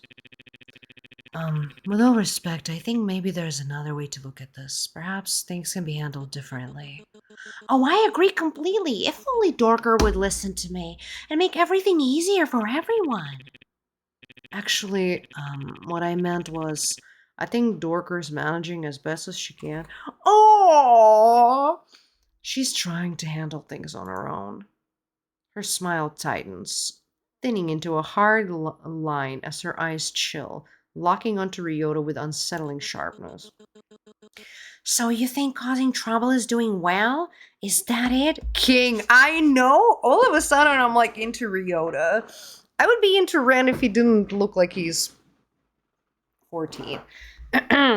Or if I at least got some confirmation that he is not 14.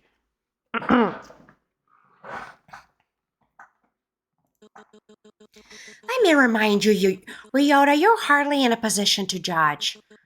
You dropped this, King. Not with your own little problem. You struggle. Your struggles with that jinx stumbling through your life without direction. Now she's coming after him. Ryota stiffens, the color draining slightly from his face as he interrupts, his voice rising with a hint of desperation. She doesn't need to know about that. You look between them uncertainly, clouding your thoughts as you watch him, and a pang of concern rises. There's something in his gaze, a mixture of vulnerability and a hint of fear. That unsettles you. This isn't about me. I'm just here for Dorker, trying to support her in what she wants. Your mother's expression darkens, her voice dripping with scorn as she crosses her arms, her words taunting and cold. Oh, really? And you, of all people, think you're qualified to look out for her? Just look at you, a boy still haunted by his own mess. If you were more diligent, more disciplined, you wouldn't be struggling like this, like my disgrace of a daughter. Ryota tenses beside you, a flicker of pain in his eyes that he quickly tries to hide. But the hurt is there, unmistakable. His voice wavers, barely holding back as he responds. I My troubles are for me to handle. He glances at you, clearly bracing himself to continue, but his voice trembles slightly. You step closer, standing shoulder to shoulder with him. Your mother's gaze moves between the two of you, clearly not pleased. If only I understood fully how it works. If he's such a mess, why did you set them up, Mom? Exactly, Mom. Why did you set them up? If he's such a fucking mess, why did you set him up? Thank you, Brenda. Okay. Oh, shiitake mushrooms. Okay. Fuck. Okay, well, two was enough. He doesn't need you to dig into his life again, and neither do I. Oh, really? You think he knows better? He's drowning in problems more than you could ever understand. I don't care. And you shouldn't be dragging his struggles into this. You're just as lost as he is. If you'd only open your mind and stop this ridiculous defiance. Enough. I won't stand by and let you tear down the one person who's trying to move forward. King. Your mother's face contours, clearly taken aback by his defiance. She glares, words momentarily lost as Ryota straightens, his breath steadying. So now you're defying me too. After everything I've done for you. How dare you? How dare you? Her voice rises, each word sharper and louder, until a pounding comes from the wall next door. Hey, shut up! Some of us have lives too, you know. Your mother whirls towards the wall, fist clenched, looking as if she might hammer it back in defiance. But as she meets the cool stares of you and Ryota, along with the disapproving silence from the neighbor, she clenches her fist, biting back her anger. I love how you scream in lowercase as Jennifer Coolidge. Thank you, I'm trying my best. Mind your own business! She turns back to you both, her glare icy and resentful. You'll regret this. Don't say I didn't warn you. With that, she grabs her purse, storming out and slamming the door behind her. The silence is heavy for a moment before Ryota exhales relief evident on his face. I think Ryota deserves a little something something.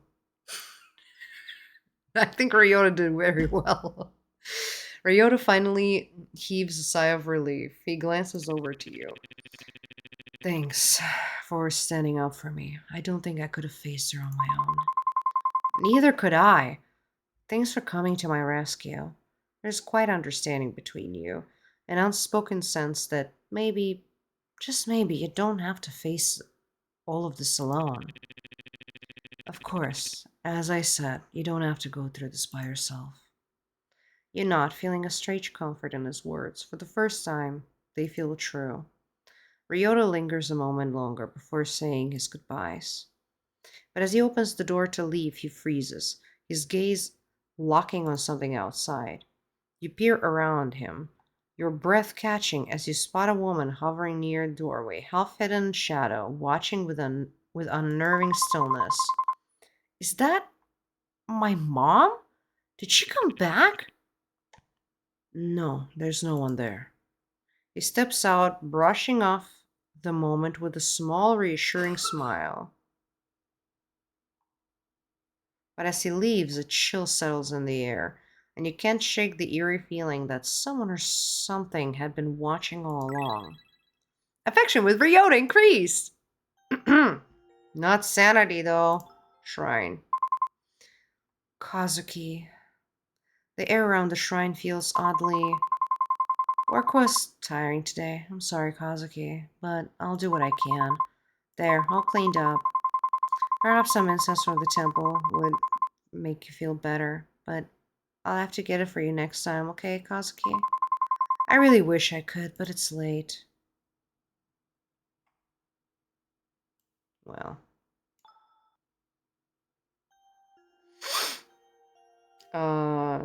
Bathroom. Gotta up the sanity. Your sanity's a little low. Maybe you should calm down a little.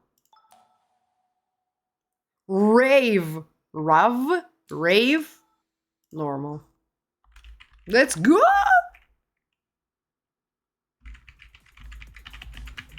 Fuck.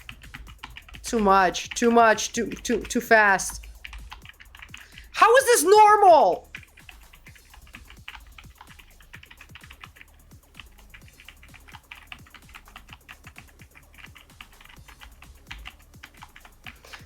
This goes so hard, so fast. Fuck. 96. Impressive. You have hit 91% of total notes. Yay! Sanity increased.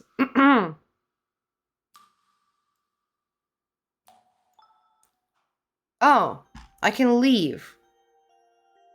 Best not to leave the house. But I need to meet Rena! Picks normal. Did you say hard? I cannot even imagine what hard is. It just also, it's, okay. Another small piece of criticism, the responsiveness of, I don't know if I hit them right, you know? Like, I wish it showed to me what the sensitivity and the feedback of like, did I push it correctly at the correct timing and stuff? Maybe that's what the lights are, but I cannot understand them, so window. The window remains open, but this time there is no cotton candy scent.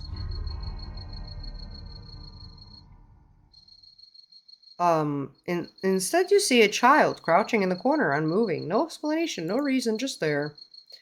Now that's a strange sight. In true classic horror movie fashion, do you keep the window open to check if he's okay just in case it's a neglected child, or do you pretend you saw nothing and close the window? I'll leave it open. I see the child! Ah! Do you see the child? I'm sweating. You know what? I want to live on the Jane Dangerous side. I'll leave it open. Hey kid, it's late. You should head home soon.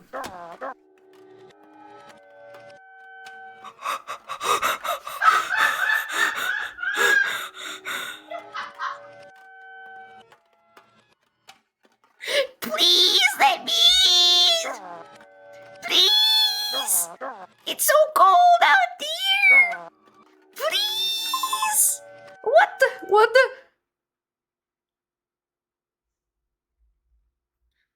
Guess I needed a heart rate monitor. I know. I thought this was they were like not like telling me that this is gonna happen, but more like, you know, like subverting the expectation. I'm like, sure, I'll keep it open. This is the thing from the Well of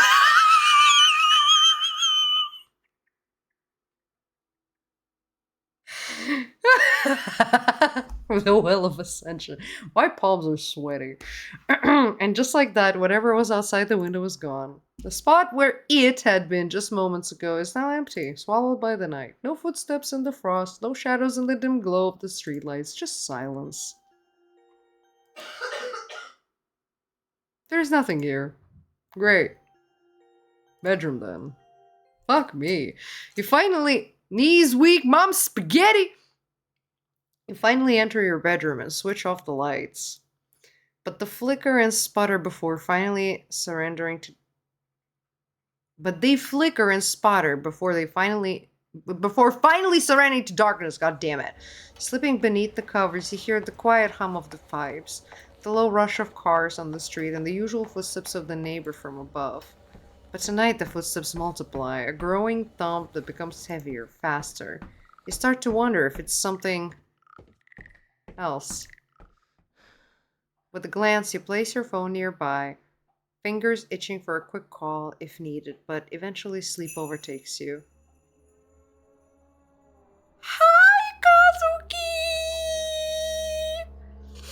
The thing is, it wasn't quite a jump scare because it was slow, but also so scary. In the depth of that night, you dream of Kazuki, In a dim, hazy scene, he talks about his fascination with collecting insects, each word faint as. And you were gonna marry this man? The images, though, grow clearer. Beetles, cockroaches, or is it something different? Something sinister. Its body snacking around the room, like a creature just beyond your reach. You search. I know, like, why so serious? Almost desperately trying to find its name, but it slips away, elusive, lost in the fog of your dream. Why is he so sassy though? Okay, I kind of love it though. It seems as though the tapestry is finally unraveling itself. The key players have already made their first move, though some have moved quicker than expected. Others still hesitate, as if time waits for them. I wonder what your next move will be, my dear princess.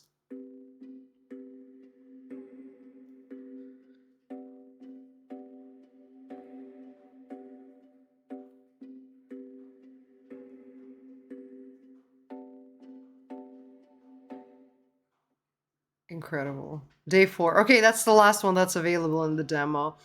You wake up to the familiar buzz of your phone. A few messages from your mom light up the screen. The first one featuring a painfully outdated gif of balloon and glitter text.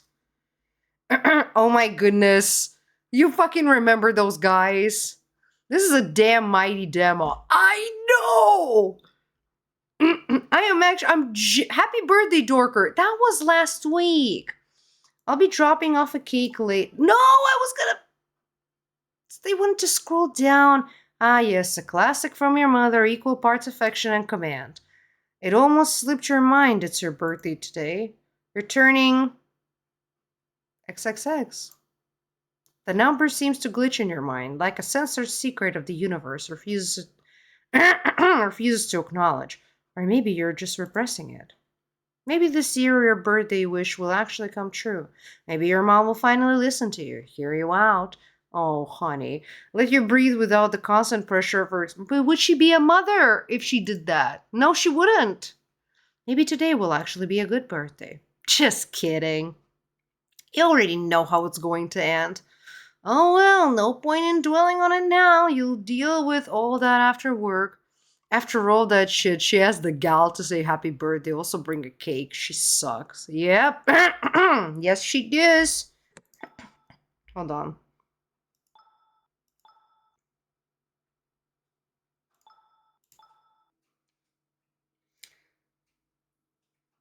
Oh, I'll be dropping off a cake later. Make sure you finish it by tonight, or it'll go stale. Have a good day.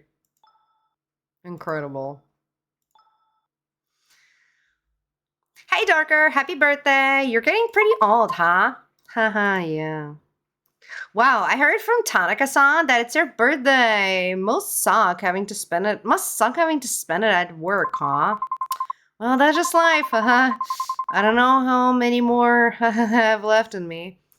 By mid-afternoon, it's clear that today is just another work-filled birthday. The highlight of the day? A hefty stack of monthly report unceremoniously dropped onto your desk by your boss, a truly unforgettable birthday gift. By your boss, a truly unforgettable birthday gift. As you sift through your reports, a familiar voice calls out from behind you. Happy birthday. Ah, thank you. You glance over your shoulder, offering a polite smile. Oh, Ryuda! You've said that quite a few times today. Oh, I didn't realize it was you, Ryota. Maybe I should have made my birthday wishes a bit more memorable. Don't worry about it. Honestly, I think I've heard enough birthday wishes to last me until next year. Oh, so I have the highest affection with him? Because I believe the demo said that your highest affection person is going to appear on the fourth day. Yeah, the demo consists of the first 4 days of the story, allowing you to explore the world and meet the characters.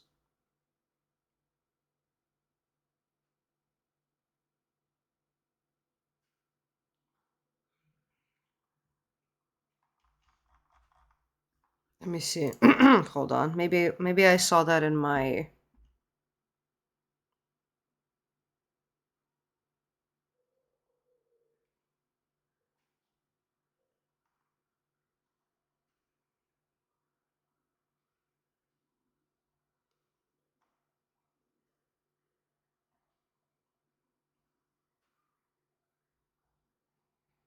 Nah. I thought I saw that somewhere. Maybe it was in my head. Never mind. Hopefully you're not too worn out to actually celebrate it, though. Boss asked me to stick around and finish some reports, but if you're still up for a birthday dinner, I'll be at the station around 8 p.m. Before you can respond, a voice cuts through the air from the other side of the office.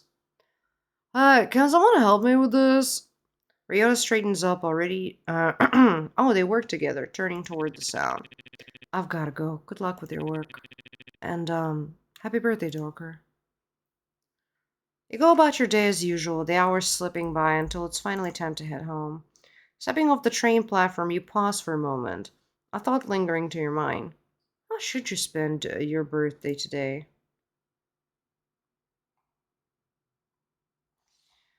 Hmm. Hmm. Oh, I didn't go to the sweet store.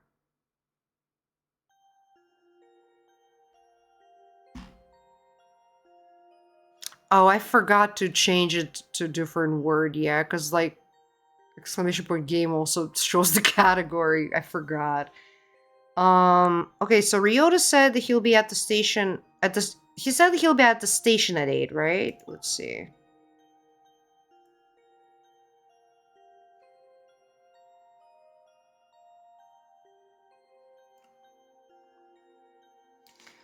I'll be at the station. Okay. Where is the station is my question.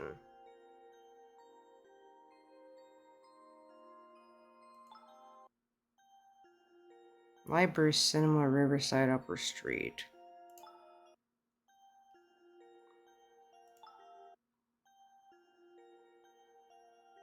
There, station.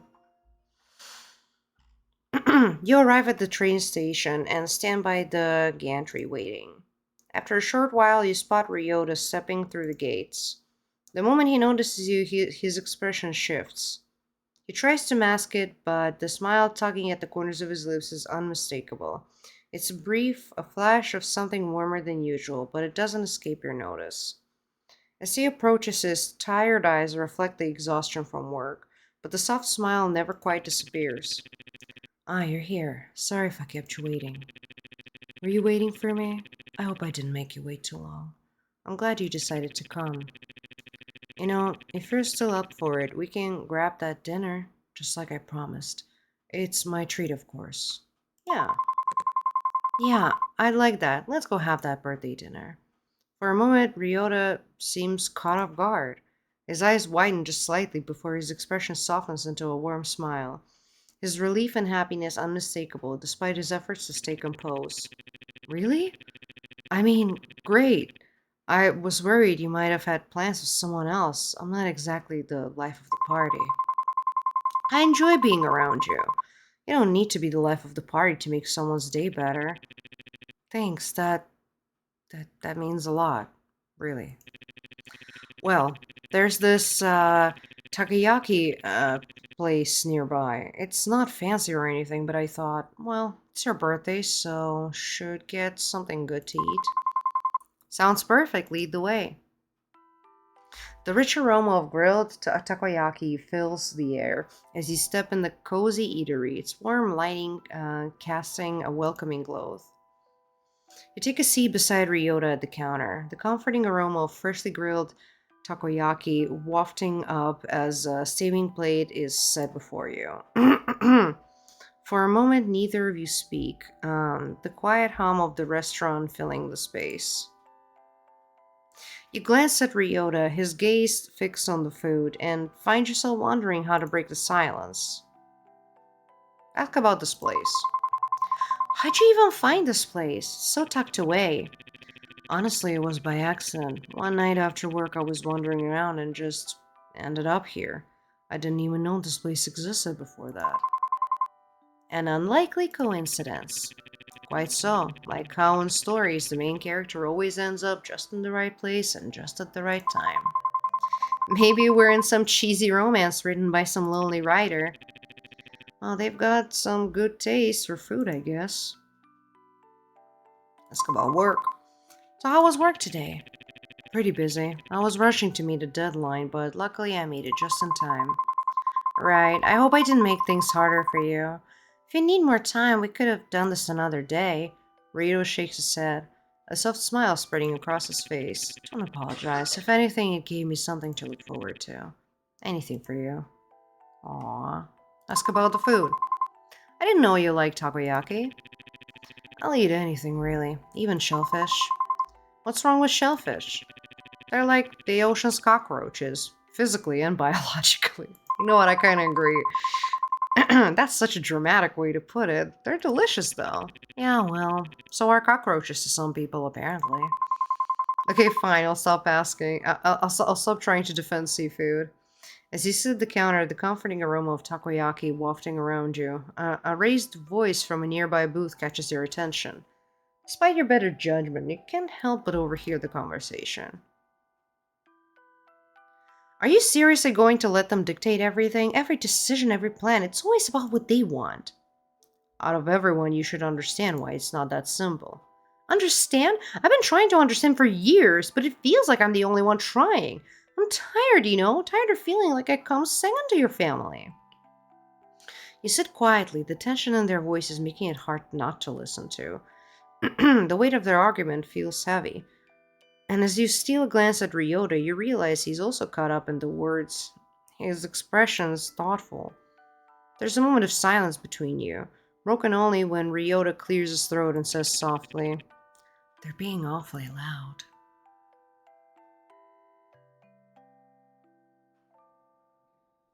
Hmm, what should I do? I don't know.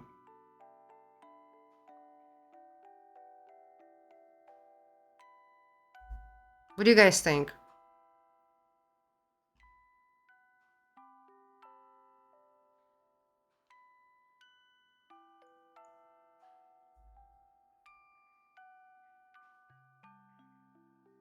Gossip, lol. Okay.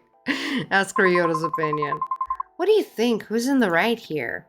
Oh, I'm not sure. Stuff like this, it's not so black and white.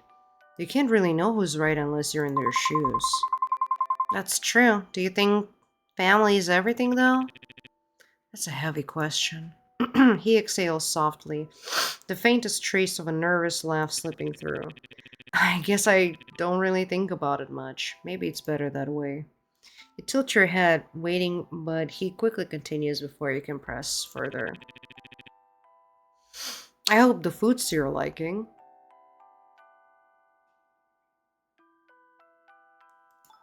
What do you really think, Rio? Oh no.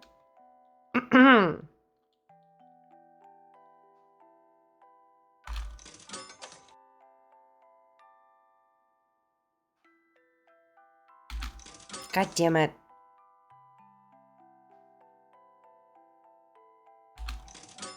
Okay, fine. It's whatever. Ryota shifts slightly, his expression pensive as he picks at his takoyaki stick.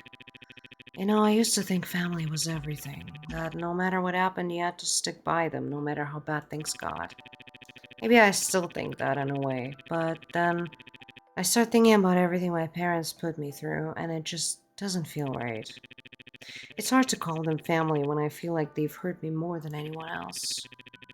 It feels like I'm contradicting myself when I think that way. And I wonder if it's just bitterness that's clouding my judgment. Maybe I've let it build up over the years, and now it's all I can see. If you ask me who is in the right, I honestly don't know. Even though their family has done some terrible things, part of me still feels like if I were in his shoes, I'd still feel indebted to them. It's like this strange codependent connection I can't shake. Deep. The words hang between you, heavy and uncertain, but you can't help but feel a sense of understanding stirring within you. You gently place your hands on the counter, leaning forward as you meet his gaze, offering a quiet reassurance. I get it. I'm in the same boat, honestly. Even though my mom is terrible to me, I sometimes wonder if I'm just holding on to all this bitterness because of everything she's done. I don't even know if I'm angry at her or just Everything she made me feel. It's hard to tell where the bitterness ends and what's real begins. Ryota is quiet for a moment, processing your words as he looks at you. His face softens and he gives a small understanding nod. Yeah, I know what you mean. It's not easy to sort through all those feelings, especially when you don't have the answers. But maybe that's okay. We don't have to figure it all out right now. We can take our time to figure things out together. Aww. His words are gentle, sincere, and the weight they carry is comforting in a way you didn't expect. They give him a small smile, grateful for the quiet connection that passes between you in this moment. It feels like a small step forward, like for the first time you don't have to carry the burden of all those unanswered questions alone. Okay, enough sad talk. This is the part where I give you your birthday gift. You got me something? Oh, Ryori, you shouldn't have. It's nothing much. I bought this a few months ago. I didn't know when it would be the right time to give it to you, but I thought your birthday would be the right time. You glance at him curiously as he reaches into his jacket pocket, his movement deliberate, almost hesitant. Deliberate. When he pulls out a small velvet box, your breath catches. He opens it to reveal a delicate necklace, the pendant shaped like a radiant sun. You you doubt yourself a lot, I know that, but to me, you're the sun. You're bright, Dorker. Oh, his words leave you speechless for a moment. Your heart full. God damn it! I missed. I had like a twitch that made me click. Whatever. Ryota, I don't even know what to say. Thank you. This means so much to me. Rizzler. What does Rizzler mean? Am I not in touch with the youth? I mean, you're not the youth. You're older than me, but still. You don't have to say anything. I just wanted you to know how much you mean to me. And well, maybe it's a way to pay you back for everything you've done for me. You don't owe me anything, but thank you, really. The two of you fall into a quiet rhythm as you leave the restaurant, the necklace resting against your collarbone, its weight a comforting reminder of his words. You find yourself replaying them in your mind, marveling at how he could see you as something so bright and positive. You've never thought of yourself that before, and now there's something unfamiliar bubbling up inside of you, warm and fluttering. Riz is game, so he has game if he's Rizzler. Oh, okay, okay. Yeah, he does have game. Yeah, I respect that. As you walk side by side, you're glad for the cover of night, the shadows hiding the telltale red creeping into your ears. Ryota walks beside you, his hands in his pockets, his presence steady and reassuring. And for a moment, you wonder if he can feel it too, the quiet shift in the air between you. Um, Home, celebrate your birthday! Why? Why? What? But why? I don't.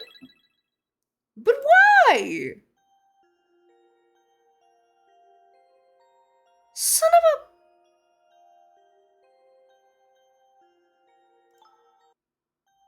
a temple.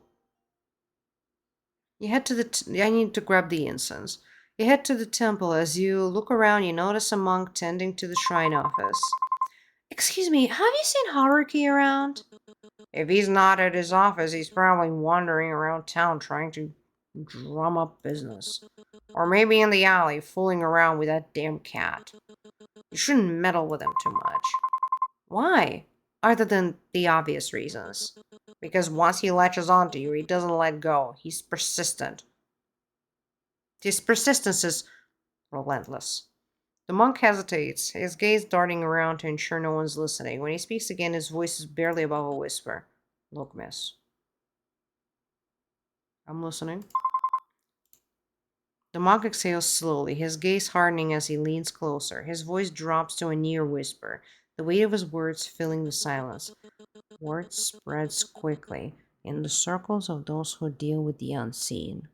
Stories, whispers. They say it carries a natural shadow, an omen of misfortune, a harbinger of calamity. His expression darkens, and for a moment he looks as though he's r- reliving a distant memory. His master was a powerful exorcist, respected, skilled, but during a purification ritual, something went wrong, catastrophically wrong. His master lost his life, and while some mourned and pitied the boy, others. He hesitates, glancing around as if afraid of being overheard. Others believe he was the cause of it. That's a lot to take in. I'm not saying he's evil or even ill intended. Perhaps deep down he's a good man. But sometimes it's not the person that's dangerous, it's what follows them. And with him, the cost of association often outweighs the good. He straightens, his tone softening, though the gravity of his words linger. Whatever you decide from here is your choice, but remember there's wisdom in walking away from trouble, even when it wears a kind face. Choose carefully. Okay, that was something. I'd better to go get Kazuki's incense while I'm here. I don't know, man. MC is already fucking haunted. What's one more? You know what? I'm not gonna go to the alley. Fuck that. Affection with Haruki increased. Why? Why the fuck? Um, oh, that's the alley. I don't want to go to the alley. Police station. You find yourself heading to the police station, though the exact reason eludes you. Oh no. As you step inside, the tension in the air is palpable. A frazzled looking man is locked in an argument with a stern faced police officer. You can't just barge into a business and start threatening employees, and this is the third complaint we've had about you being a public nuisance. For the last time, I wasn't threatening anyone. I was trying to apologize. I'm doing the right thing here. You realize it's the man from yesterday at the convenience store. It looks like he's in another round of trouble. Do you approach the chaos and maybe offer some assistance to this poor man? Nope. Fuck that guy. He hates you. What do you mean offer some assistance?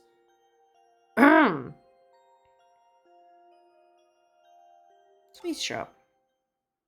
He's not here. It's closed today. Okay. Alright, let's go home.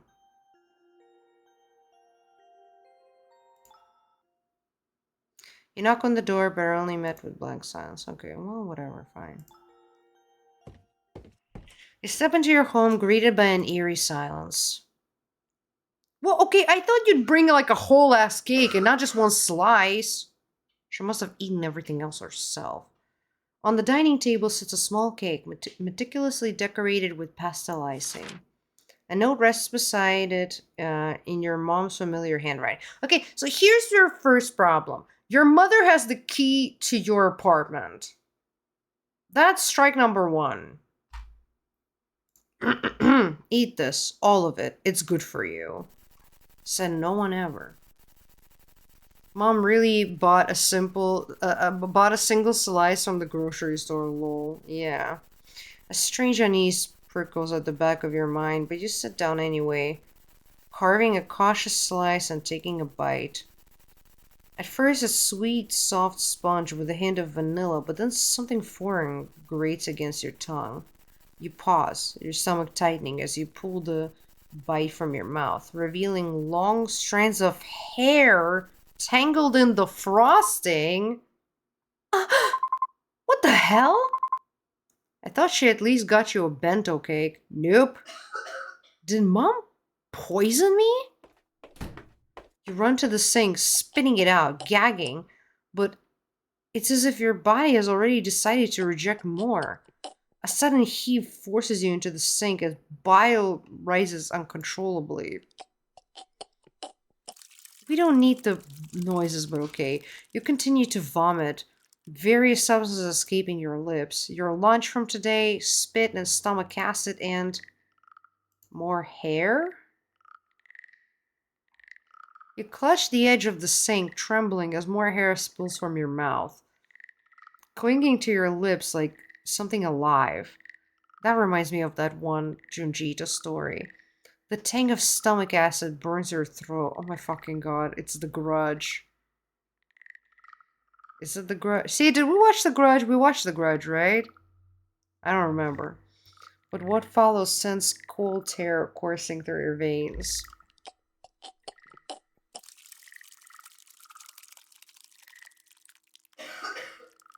I'm not okay with the sounds. I'm just gonna... Chunks of meat, raw and glistening, hit the sink with wet, sickening slaps. You try to catch your breath, but another wave... No! Stop! I hate it.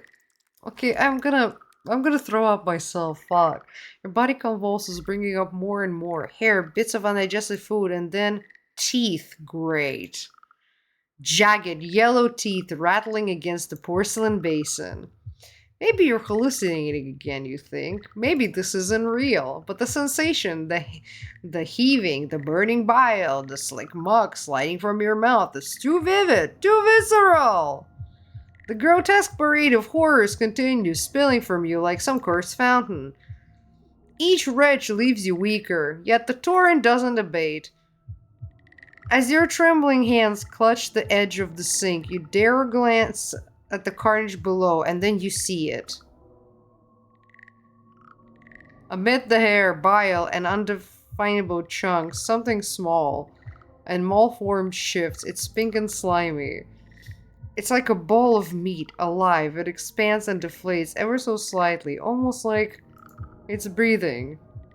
You notice some of the chunks were teeth, and what seems like an eye, staring back at you.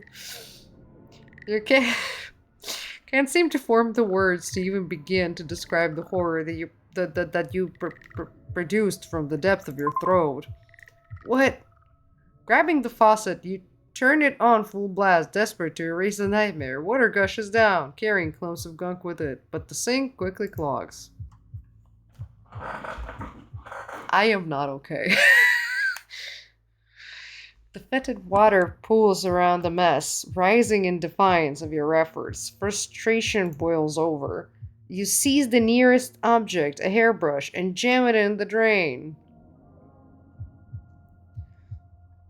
Jabbing furiously. The bristles bend and snap as you shove harder, muttering through gritted teeth, then shouting, "Go down already!" Each shove is punctured by your screams, your voice hoarsing and cracking. The sink gargles as bits and gunk slowly spiral downward, disappearing into the pipes. Finally, the water drains, leaving the basin empty except for lingering streaks of slime. You stand there, panting, your knuckles white as you grip the edge of the counter. The silence that follows is deafening, broken only by your ragged breathing. You know, if I was her, I wouldn't even come home. I would go somewhere else. And then you hear it, faint but unmistakable, a soft, pitiful cry. You stumble back from the sink, your legs shaking uncontrollably, and you collapse onto the floor. Hot tears stream down your face as you gasp for breath, the sound of your own ragged sobs filling the suffocating silence of the kitchen. Wasn't expecting Cronenberg today, and yet... Me neither, honestly. I didn't mean for this to happen. Please forgive me. You clasp your hands together, so tight until the knuckles turn white. As you pray fervently to anyone or anything that you will listen to your cries. Please forgive me. Kazuki, I'm trying, I swear. I'm trying. I'll find out who did this to you. I'll make them pay. Just please don't hate me. You moved on? Kazuki? I'm sorry. I'm doing my best. I'll avenge you, I swear. How could you? You moved on already? No, I didn't. You're a liar. You've already forgotten me, cheated on me, like none of it mattered. No, that's not true. We weren't even really married. You know that. It wasn't real. Not real? Then what were we? Nothing? A lie? Is that what I was to you? Cheater. No, I'm not. Oh. Are you waiting for someone to save you? Like you always have, incapable of lifting a finger to do anything yourself? As befitting of you as always, princess. But there's no one else this time. There's only you. This is what you get for playing all of them for fools. None of them did.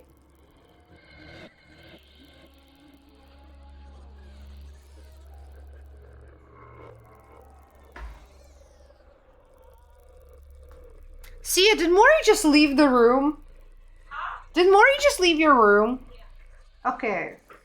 She scared the living shit out of me. Her passing the light and like casting like a big there she is. Casting a shadow from like the floor light coincided with like the voice of the the shit that was happening here. That genuinely fucking scared me. None of them even dare. Then they worry you're merely playing them, and so rather than risk their own humiliation, I am here instead. Come, it will not resist. Bad end achieved? Wait, what? Look at this beautiful man.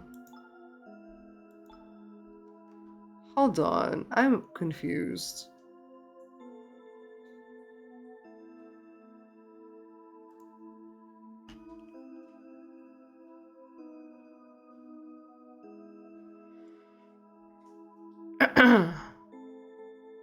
Okay, I guess the demo has an ending, but okay. Bad ending it is, I guess. Boy, oh boy. What did we do to get the bad end? I guess we just bounced around between all of them. And that's why. Okay. I am not gonna lie. I liked this game, like just looking at it, but I did not expect to like it that much. I am really excited to genuinely play this game when it comes out. I am stoked. I am very much intrigued. If you guys are intrigued as well, make sure to wishlist it on Steam. So you will get, an email notification from Steam when it comes out. It doesn't say yet when it comes out. Comes out, it just says available coming soon. That's all that it says. But yeah, I would love to try out all of the endings, even. I mean, all of the romances.